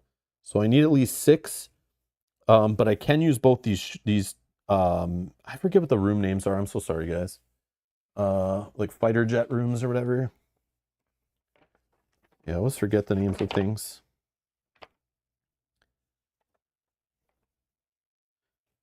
Jet fighter room. We have AA guns, jet fighter rooms, research rooms, and energy rooms. Okay. So I could, there's nothing higher than a 6 on any of these damage spots. So I could just put like the 2 and the 4 in. But a 4 here would get this to blow up a satellite. That's not good. Oh, but then it puts it on this effect. Oh, then we can kill it. Yeah, otherwise it's going to hit here because there's no way to move it or shoot it down. I'm dumb. Yeah, I really should have tried to get that blown up. I think we're losing the number 5 satellite. I don't think I can stop it. But can I stop hitting another one? That's the key. So I put this here and here. This moves down 2 onto a 4. That's actually really good. Yeah, I'm going to do these 2. So this one goes here, blows up a satellite, moves it down 1. Unfortunately. Okay. And then this one put here, I think is okay. Here, here, here. So this ship's ready to be shot down. That's the 6 we need. We need 3 energy to do it. We have 3 energy. I think it's a priority right now. So shoot down ships, not the excavator. But if we can move it, obviously that'd be awesome. But I think we'll only know that after rerolls. And we could put a 2 in this column to just put this ship onto the 5. But then what does that leave us? It leaves us here. Well, we can put the green rooms together. We have a way to make a ton of energy, so let's spend it. I don't want to put a 1 there. I want to put a 1 here. Yeah, so I'm going to put this 2. Yeah, I'm going to put this 2 here. And then I'm going to put a 1 here so it doesn't move. And then I'm going to re-roll the last die, right? Build, engine, energy, research, energy first, then research. Build, engine, energy, research. Oh, energy. Oh, I see what you're saying. Yeah, I see what you're saying. Maybe put a 1 in column 5 to eliminate the ship with 6. I did that. I just did that. Perfect. Okay. Yeah, there's a stream delay, so I know I'm making decisions sometimes, and then you guys see it like 15 seconds later, you know, and then type and all that. So yeah, I'll try not to play too quickly too, so it's like you guys can still chime in. But yeah, we great minds think alike, Danny. We got there. And I rolled a 1. So interesting. I wanted something better to put here, but a 1 still puts this ship onto a destroyable spot. So we're not flying up the research track like I thought we could, but that's what happens sometimes. Oh, I forgot we have this. But I think I would only want to use this when we need to increase something to like when we're short on energy, or we just need a little bump to get up the research track, or to like destroy some jets, some spaceships, I mean. Basically when we're in trouble.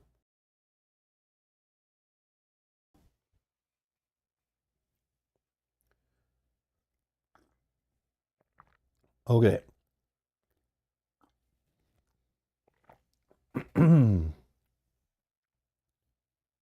Let's resolve some rooms. So this one, nothing. Excavator didn't move.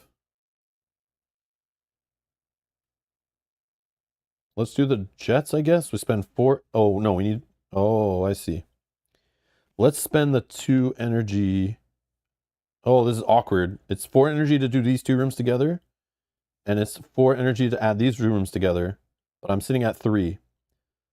So I can generate 8 energy.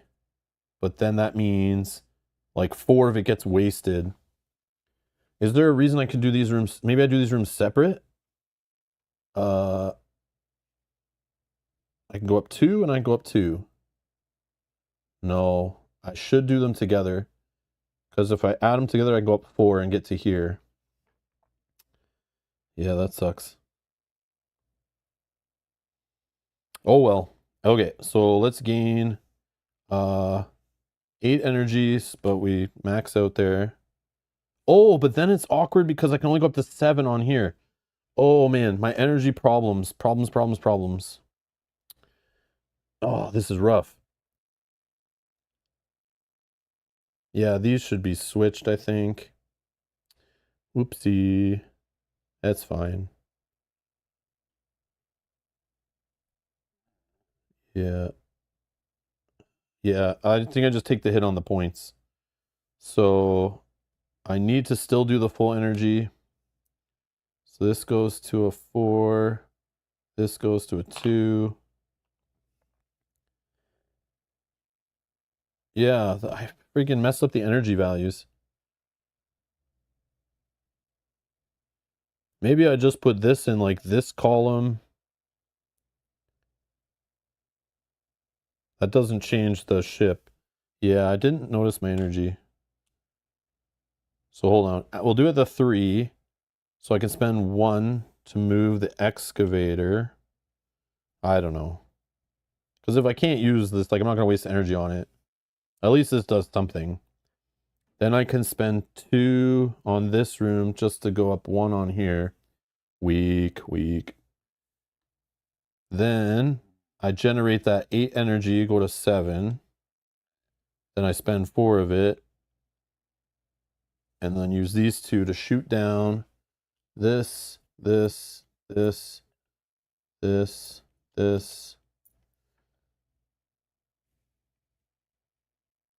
Oh, or I could use Jackson, you're right. Do I though? I still have an energy problem though. Oh, but you're saying on these dice. But that still wouldn't do it, right? Yeah, I can't use it on these dice because I was stuck at the 3, so like it's awkward.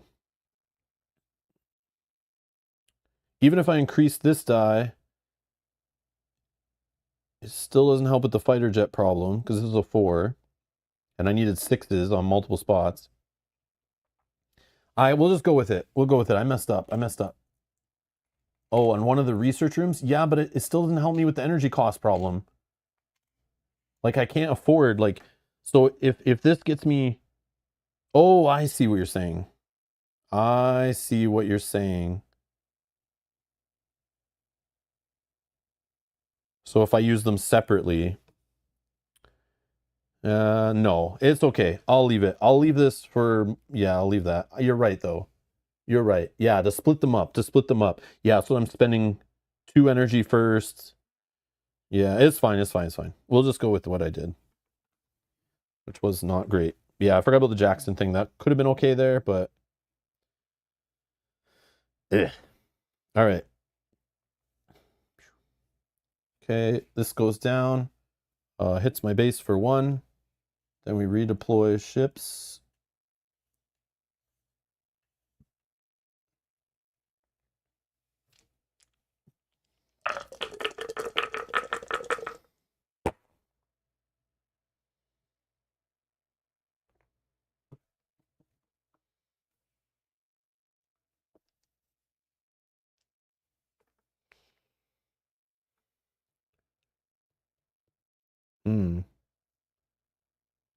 Could jam a 6. Whoops, that was a 6. Trying to move it. A 6 to here. Would unlock this room.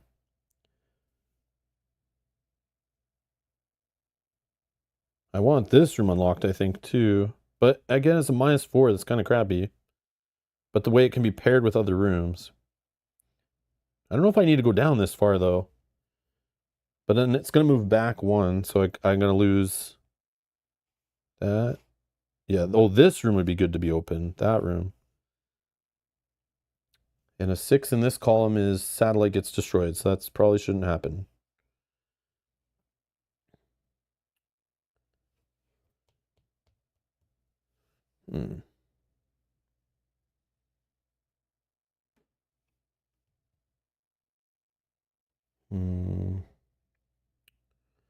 Okay, what are we trying to do here?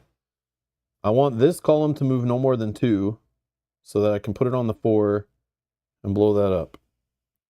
So I could put a 2 in here, a 2 in here, and I have a 2 right here.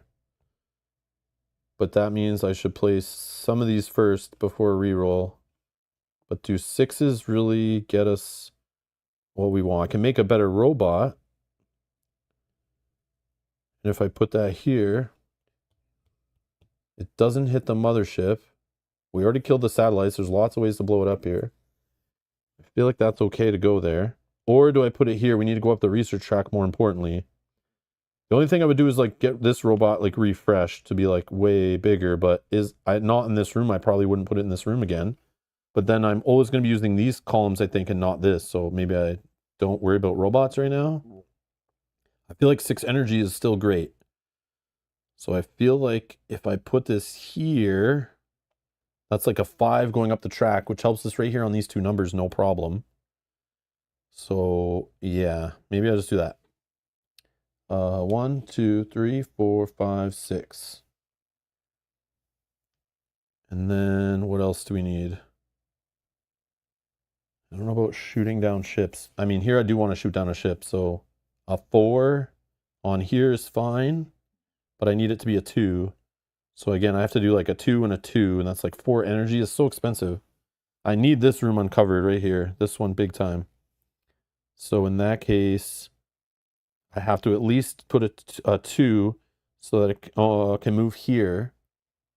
And then when it moves back, worst case, it only goes to here, and I still have this room open. So at least a 2. But I could put like anything here, because I can put it like further down also. But do I want a 6 still for something? A 6 here would 1, 2, 3, 4, 5, 6. Put it here. 6 here is too much. We lose a satellite. 6 here puts it right here. Oh yeah, this might be the play. Yeah, it might be the play. Nope, there's 2 in the same row. I'm an idiot. 6. Yeah, it was right there, right? Yeah, I'm being dumb already. Already losing my mind.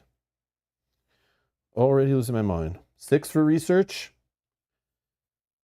Oh, that's what I did. 6 for research. Hmm.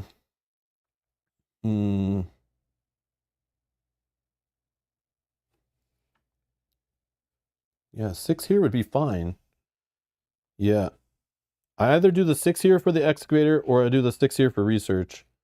And we got, that's 11 total. So 5. Oh, this is awkward. This is awkward. This 6 right here. Wait, if I do the 6, that gets me here. And then a 5, yeah, 5 is stuck.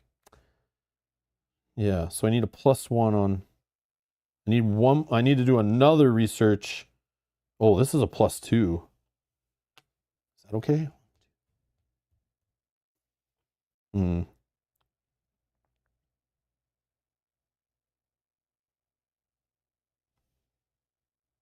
Yeah, let's just go YOLO up the research track right now, I think.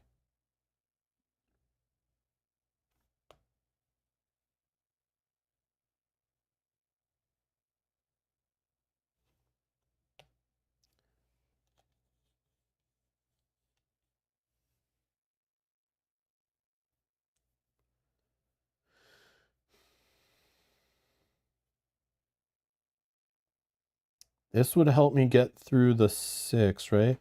So this I have 11. So that's like 5 here.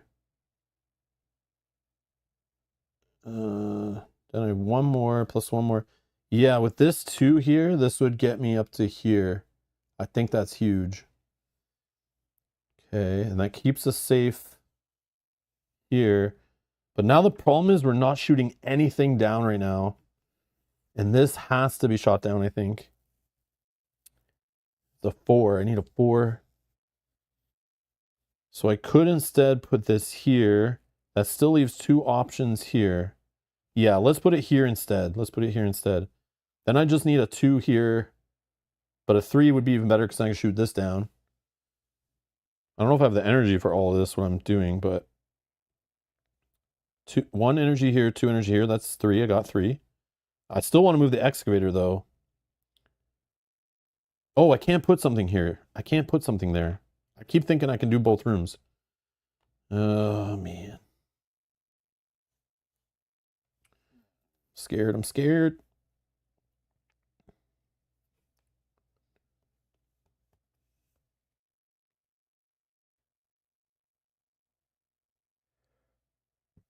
Yeah, I just don't think I'm shooting anything down right now.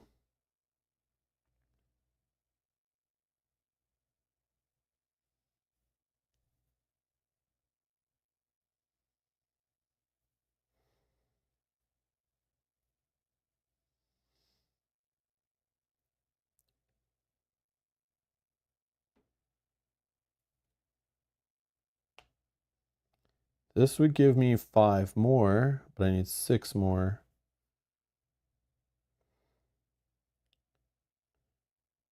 I mean, if I don't die this turn, like we're good. We're good. I might just go all greens. But do I have the energy? 3. Then I need 4 more, but I make 6. Yeah, I think we might be okay.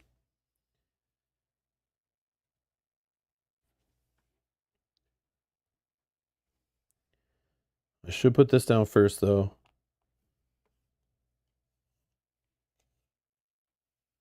Okay. And that, oh, but that will re-roll the 5. Yeah, that's fine.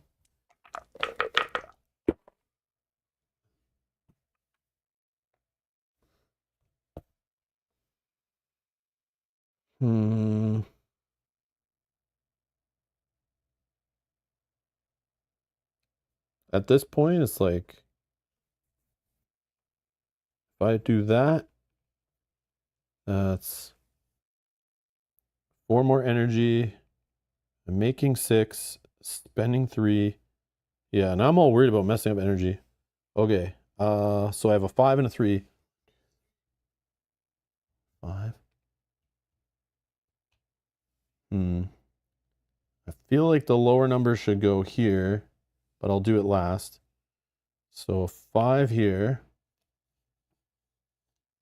And a lower number here because the satellite's the highest.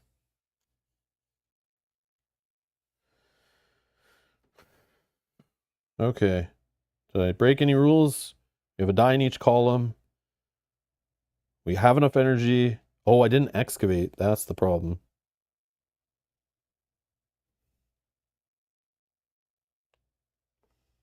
Yeah, we didn't excavate. I should have excavated. Maybe I can just pretend that this was down here.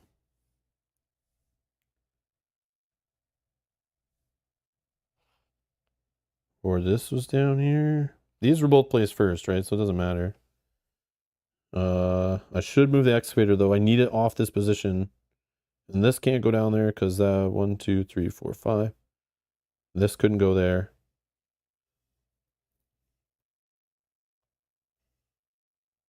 Yeah, I'm gonna just correct one of these and make it so I can put the excavator down there. Yeah, I'll just say it's that one.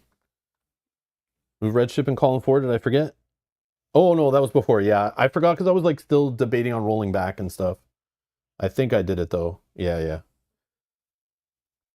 Okay, we'll go with that. We'll just say I put this in this column for the excavator. But yeah, whatever. It might mess with our math up here, but I'm okay with it. It doesn't change our energy spend. So if I messed up that, it's fine. I still get punished. All right. So first, let's spend for excavator. Or I can do energy rooms separate, right? So technically, I just need 5. 6. So yeah, I can spend 2 on this energy room here. Move up 3, 2, and 1 is 6. And then I can do the excavator, spending 1. And then now I'll generate my 6 energy. And make this a 3 and a 1. We gotta remember we have our captain still. So we need to bump up some dice.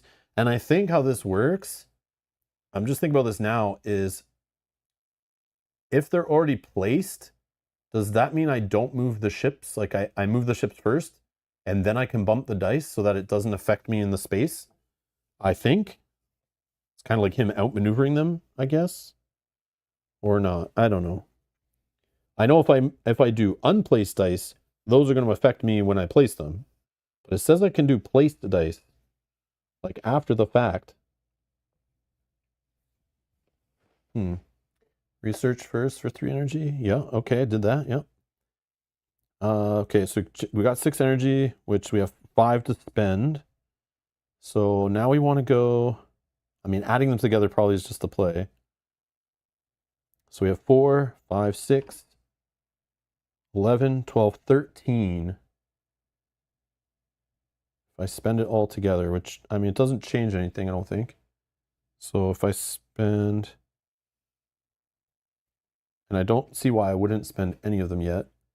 6, 7, 11, 12, 13, 14. Oh yeah, see? Because I rolled that down, it definitely messed things up, but it's okay. But maybe I only use 7 plus 4. 7,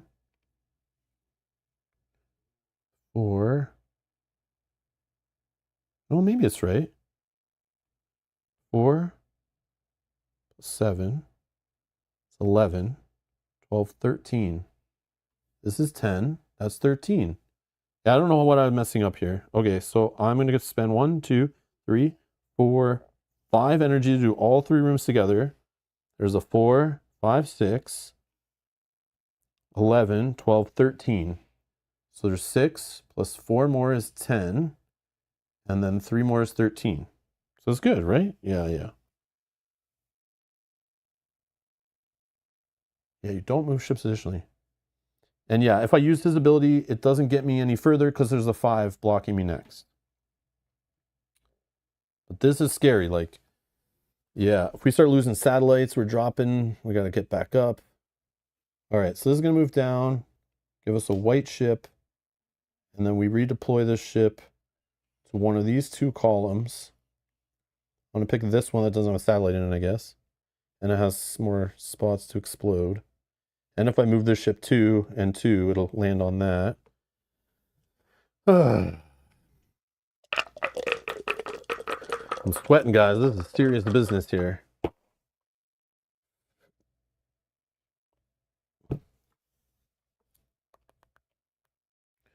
Okay. Okay. Got some low numbers, some high numbers. Is what we want. So we can kind of like stall. I need to stall here. This, I literally need a 1. Otherwise, this ship is moving the mothership or we're breaking a satellite.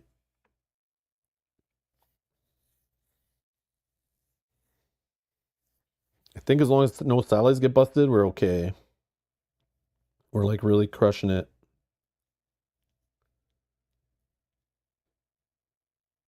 Oh yeah, Sandy, sorry. If you weren't here earlier. Yeah. This is what we're using. 2 or more room effects of the same type can be resolved simultaneously. Sum their values, then perform the effect once with that value. That's the ability we're using. And then on here, it even reminds us like, you can use the double rooms together and add them with other rooms, and you just resolve the effects in any order you want. Yeah, it's pretty crazy. Yeah, I'm trying to remember. I forgot it a few times when I was placing dice where like, I probably could have set up some beautiful turns earlier, but I think it makes up for the satellite problem of like knocking us down on a track. Then we can just sum a bunch of little green rooms together and shoot up the research track really fast.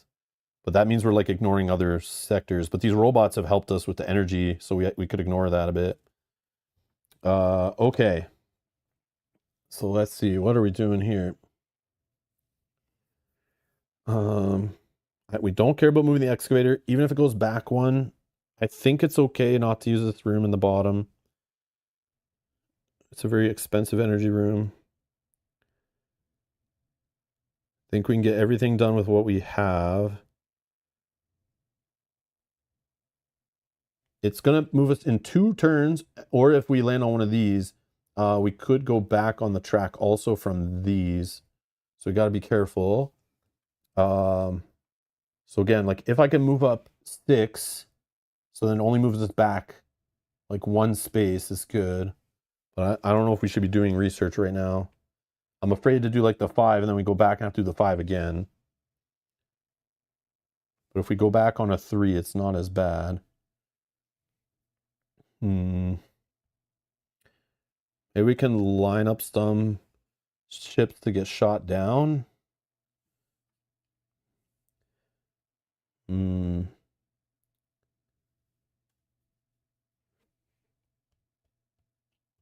no.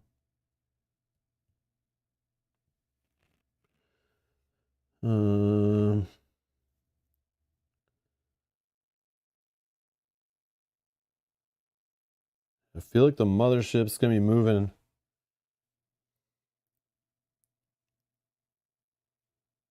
I could put a 2 in here.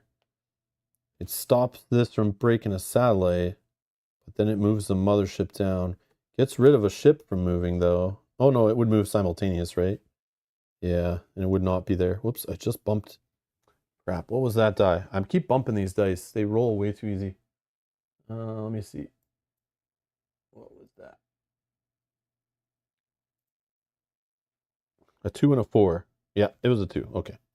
2 and a 4. I need to stop playing with them. Okay.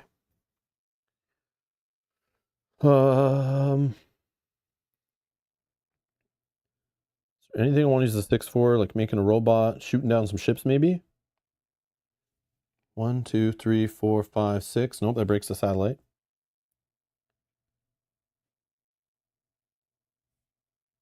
I could put it here for shooting down ships. It's so expensive. It puts this one here where I can shoot it down, but then it puts this one on this mothership crap.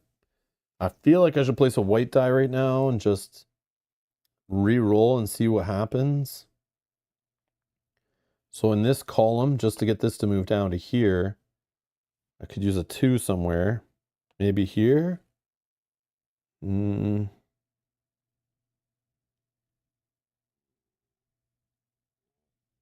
to make an energy. Here to make a 2 robot. I could like refresh a robot a little bit.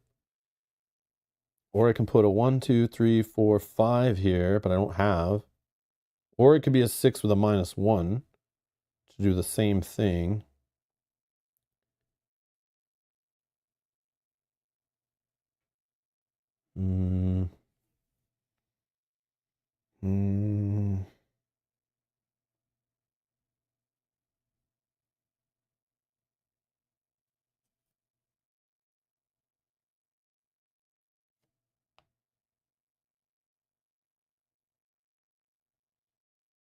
This room is stupid. The -4, that's stupid.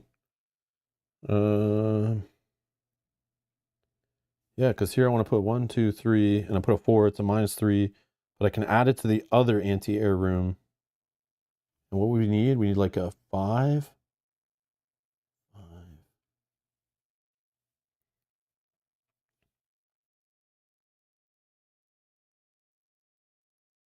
Okay.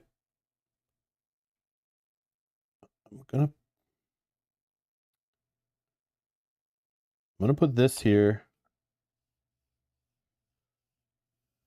I'm gonna put this.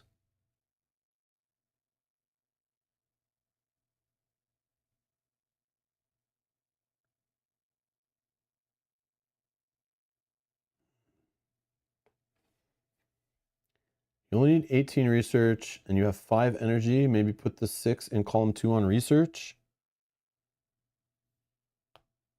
You think I could shoot for it right now? I thought about it, but if I miss on like some rerolls and I have low numbers, I'm not shooting down ships, I could get knocked back so many points. Oh yeah, I still have Jackson too. Yeah, you're right.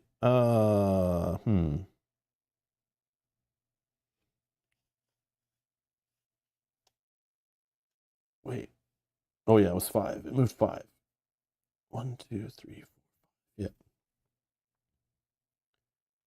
I'm just trying to kill a few ships, not blow up any satellites, and not move the mothership right now.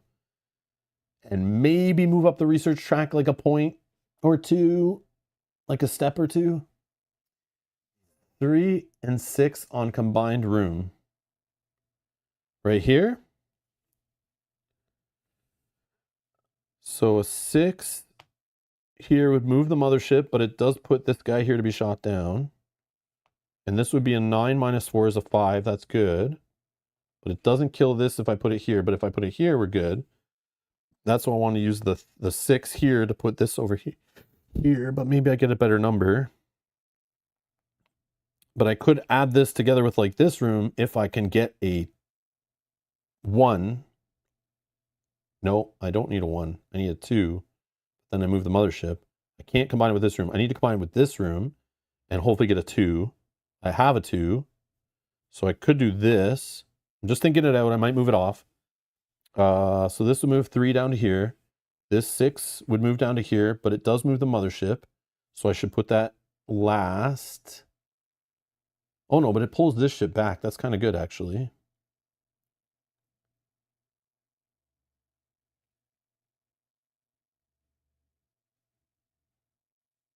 Yeah, I do get to shoot down 2 ships, which is nice. I'm just getting greedy. I want to do it all. And this would go on to a 4. That's great. This would be more than enough to shoot down all the ships. Then I have a 2 here, which I could get this onto a shootable spot. And then I hope this reroll, I hope and pray that this reroll is like a 1. So it doesn't even move this row. And I can put it up here. If it's a huge number, then I just put it on the green here and we just try to go up the track and I let them smash and I don't know. Is that silly? Maybe. Yeah, let's do this. Let's be crazy. So first, I'm going to place Don't think it matters. So 1, 2, 3, 4, 5, 6. 1, 2, 3, 4, 5, 6. Other ship down. Okay. We skip adding an extra ship. That's good. Okay, we did this. We did this. Did I do this? I'm getting confused. 1, 2. 1, 2, 3. I think. Well, these are all resolved. I'm pretty sure I didn't do this one twice. Maybe I did. I don't think it makes a difference though, because I'm going to blow it up. None of these rooms spend energy, which is beautiful. And now I'm sitting here looking at this. We can take down everything. If I want to take down this ship, I need to put a 2. Oh, I could move up 4. That might be fine. Yeah, and I can still move up on the research track. I'm going to put this here and reroll this. And we blow up something, we blow up something. I don't know. Give me a 1. Completely opposite. Damn it. Okay, so this is very bad. Can this 1, 2. Okay, so only one ship's going to hit our city. Or if I put it up here, that's... Yeah, it still hits our city anyway. Okay, so let's just put it here. Okay, so this moves 6, blows up a satellite, brings us down 1 on the research track, hits our city, damages us, but it removes a clear ship, which is nice. This one, 1, 2, 3, 4, 5, 6. Gonna get blown up. That's not bad. Okay. And I could use this. Do I need it on here? Would that make any difference going up the research track? I have the energy I need. So if we're gonna go up, oh, we're gonna move back 1 too, right? Damn it. So we kind of, the 6 plus 4 is 10. That's perfect. That actually gets us right to here. And then we'll go back 1. That's fine. We don't need to. The white ship is placed next turn. Oh yeah, sorry. It didn't get blown up. You're right. I didn't shoot it down. It just blew up on my city. I know this. I know this. I know this. Yep. Yeah, you're correct. You're correct. Okay. So let's resolve. So we are going to just... Oh yeah, and this makes a ton of energy too. I forgot. We maybe don't even need to use our robots. Yeah, this is fine. So let's do 5 energy from this room. So it's 9 minus 4. And then we don't have to use this right now, right? And then it does 9 plus 2 minus 4. So definitely enough to shoot down a 6, a 4, a 5, a 3, a 4. And this ship gets blown up. That's how it works. Get the hell away from my satellite, you stupid aliens. All right. Now, I'll spend 3 energy to go to 3. And we get to 6 plus 4 is 10. So 3 plus 5 is 8 plus 2. So we only waste 1. Using this guy doesn't change that. We're sitting at the 12. So we need like 13 probably next turn. Do we make energy right now though? I think we do. I think we do. So we're going to make 4 energy, max it out. This is gone. This is a 2. Okay. This moves down, moves us back 1. And then we redeploy. Purple ships, empty columns first. And then this guy here, and then the white ship's chilling. Okay. Yeah, it looks way better now, right? Although space has gotten a lot shorter all of a sudden, so when I'm plopping down 6s, it's a little more scary. But I think we're okay. I think we're okay. Playing slow and steady helps. Okay. All right.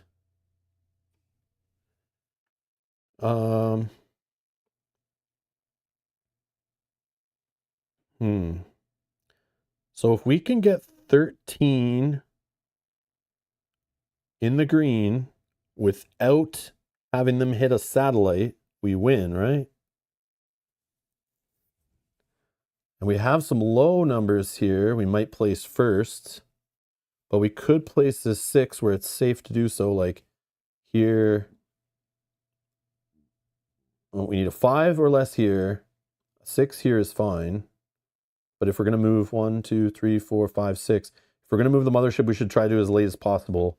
So that way it doesn't make our other space, the other spaceships deploy closer.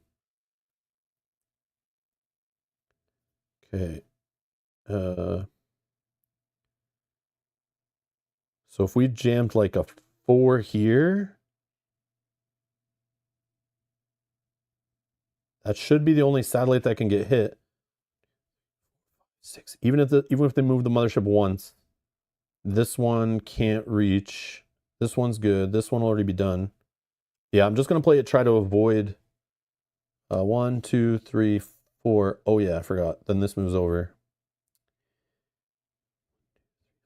So we have to put a 5 or less in this column. Yeah, 5 or less. Okay.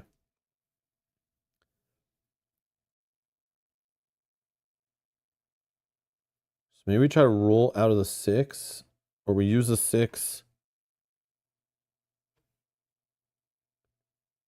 Here I think is fine.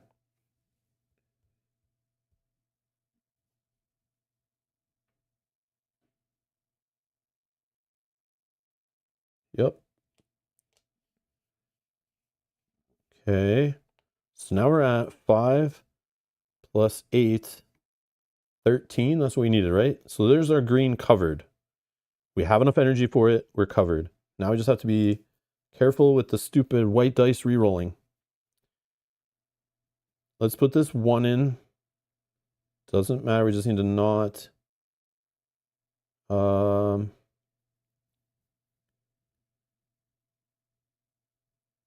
Yeah, let's put the 1. This one's safe if we get a super far deploy. We already did this one. This one needs to be 5 or less. And this one also needs to be 5 or less.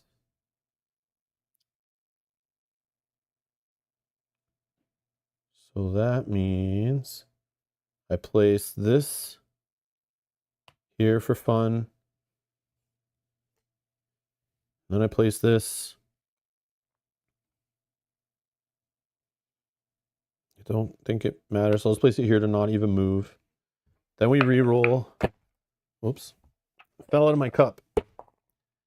Still a 1. It was a 1. Okay. And yeah, then we just put that there and it doesn't move. I think we win, right? Unless I math something wrong. 6 plus 2 is 8. Plus 4 is 12. Plus 1 is 13. So now we resolve the rooms. I spend 2 plus 2. Using Montreal's ability, I put the rooms together. So I have 13. I spent 4 energy for it. And we go 1 plus 12. I feel like we didn't win somehow, but we did. I don't know. I think we did okay. So these are good. Boom. And we win instantly as soon as we hit the top. Thank you for all your help, guys. I appreciate it. I'm sorry I'm not so confident with the game. But that's what I love about it. I love you can just play solo. Obviously, without cameras on and live on the internet, it's definitely more chill. But I like the brain crunchiness of this game. And I like what this adds. I like this stuff. And we didn't even use this guy, but I like this. I just was dumb and kept forgetting it. Thank you for reminding me, but I still didn't even use it. But I like these little abilities. I like the idea I can level this guy up or whatever, hopefully. Yeah, this is neat. This effect was cool. This stressed me out, though. These satellites on the board, like, Yeah, this stressed me out. Like I already have trouble with like one tile flipped before. And adding this, I was like, thought we were gonna get crushed. But the Montreal ability, I think is what saved us.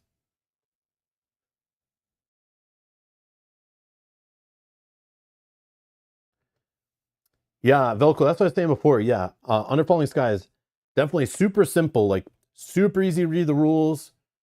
Only a couple spots you can kind of mess it up if you just gotta check the FAQ. There's a couple things that like aren't worded well in the rule book, but it's all there in the 2.0 rules for sure. But yeah, little things like remembering when the mothership moves from this symbol, it doesn't fire off the ability on the right. That I see could be something you could mess up. Where I didn't mess it up when I played offline, but I had to look it up. I was like, does it fire off this ability? Even though the rulebook says it's a good thing to use this to like skip punishments here, which that told me, reading in between the lines that it means you don't resolve that ability. But if you're just reading the rules quickly, you might miss that. And then the clear ships, I did mess it up today on stream, but the whole, I know it's a rule, is the clear ships, when you shoot them down, they don't go back up. But when they hit your city, they do. So it's like destroying white ships with the fighter jets is like what you need to be doing. But yes, the game is super simple. At least the standalone game. This stuff adds some complexity a little bit. But yeah, it definitely is way deeper than it looks. Which I remembered from playing before, which is why I like it. I like it's just great. Leave it on a table, play some crunchy solo. It is easy to set up, easy to tear down. And then like you could leave it on a table with the campaign and just kind of play the scenarios as you go. Yeah, definitely a neat game. So we're now going to record here. Oh yeah, I forgot to write in all the city is Montreal. What's this? This was the scenario. Satellites. Satellite. If I can spell this right. And the person was Jackson Moss. And then we put here, what do we do again? We put an X if we lose, but we put the difficulty we played at if we won. We played at just a 1 difficulty, right? Because we only flipped 1 tile. And I'm not embarrassed to say that. That is fine for me. I am okay with that. And then it says, after you choose 1 or 2 piles, remove the other pieces from the game. Remove the pieces in the other pile.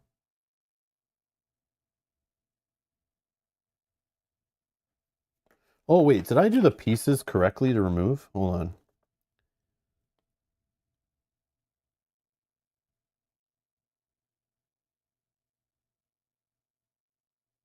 Two of these cities are being attacked. Make 2 piles, each with a random scenario, city, and character. Return the remaining scenarios, cities, and characters to the box for now. Oh, okay, I messed that up. Yeah. So the ones I put in the bag are actually available for later still. I see what it's doing. We choose 1 city to defend, the other one dies, basically, right? So these that we didn't vote on, they're gone from the game. So you guys had a way more heavier decision on the poll then. Way more heavier.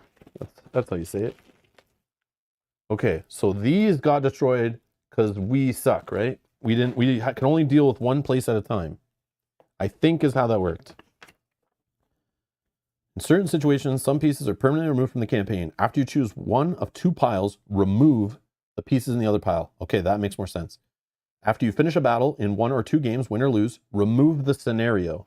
So the scenario satellites is gone. We won't see that again in the rest of the campaign. Cool. That's neat. Okay. Keeps it different. If you lose 2 games in the same city, remove it. So note, we saved Montreal. So we're good. Other pieces need to be saved for later chapters. If you win a game in a city, you've saved it from destruction. Keep it for later. Okay, so this city is kept. After you finish a battle in 1 or 2 games, win or lose, keep the character. Okay, so we've saved these 2 things. 2 bags are provided to keep them separate. Okay. So then this goes in the other baggie. So this is like our saved. I should just I'll write on with a permanent marker, or I'll get a better bag and then write on it. So we keep those. Okay, we wrote that in. Now, how do we choose the next one?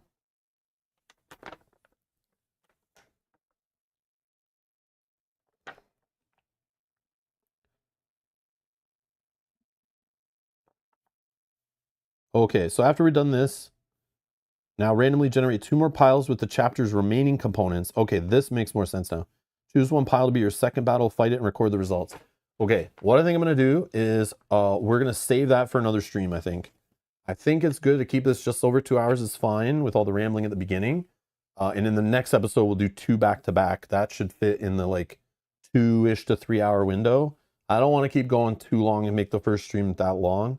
Nice for people just to see what the basic campaign structure is. And I'll just kind of leave it at that, I think. So yeah, so we'll just leave it there. And then, yeah, I wasn't sure. Yeah, I wasn't sure how long it would take and what it's going to look like, but yeah, we'll just save it that way. We'll kind of just play it as it goes.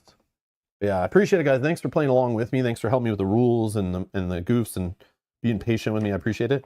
But yeah, it's really neat. I'm looking forward to playing more. I'm looking forward to see where it goes and what surprises are in the other little packages. As you guys know, if you've been around the channel any amount of time, you know I like legacy games and campaign games and stuff. So having these little bundles of new components hiding in here. After seeing what they added already, I'm kind of excited. And we only really saw 2 cities, 2 characters. Like, I don't know what the other characters do, so we'll find out. We'll find out on the next stream where we'll get more spoilery. And that way people don't need to keep watching if they want to avoid more spoilers, so it's good. But yeah, stay tuned. I'll probably do it Friday, so in a couple days, I'll schedule another stream. You can find that if you subscribe. You'll see that in your subscription feed. Or check the playlist down below or in the playlist section on the channel in the playlist tab. When I schedule it, it'll show up there, and then you can set a notification so you don't miss it if you want to join us. But yeah, I appreciate it. But yeah, that's all I got. Elko says, I love this playthrough. As you progress, it gets even crazier. Oh, man. So I'm literally never going to get faster at the game. I'm always going to be like stressing and sweating and getting analysis paralysis, which I love doing, by the way. I do not care. It sucks on the internet. I know playing live on stream, people are like, why is he taking so long to make a turn? But it's like, I don't know. I think it's good to show a game like really be played, not just like rushing through and scripted and edited and cut all down. I think sometimes it's nice to have that option to play it like interactively and kind of take your sweet time. But again, just some different content on the internet for you to ignore or consume however you want. It's all good. But yeah, I appreciate it. But anyways, that's gonna be it for today. Thank you all for supporting the channel. Thanks for clicking the like button. Thanks for watching. Thanks for all that stuff. And I'll see you in the next stream. Bye-bye.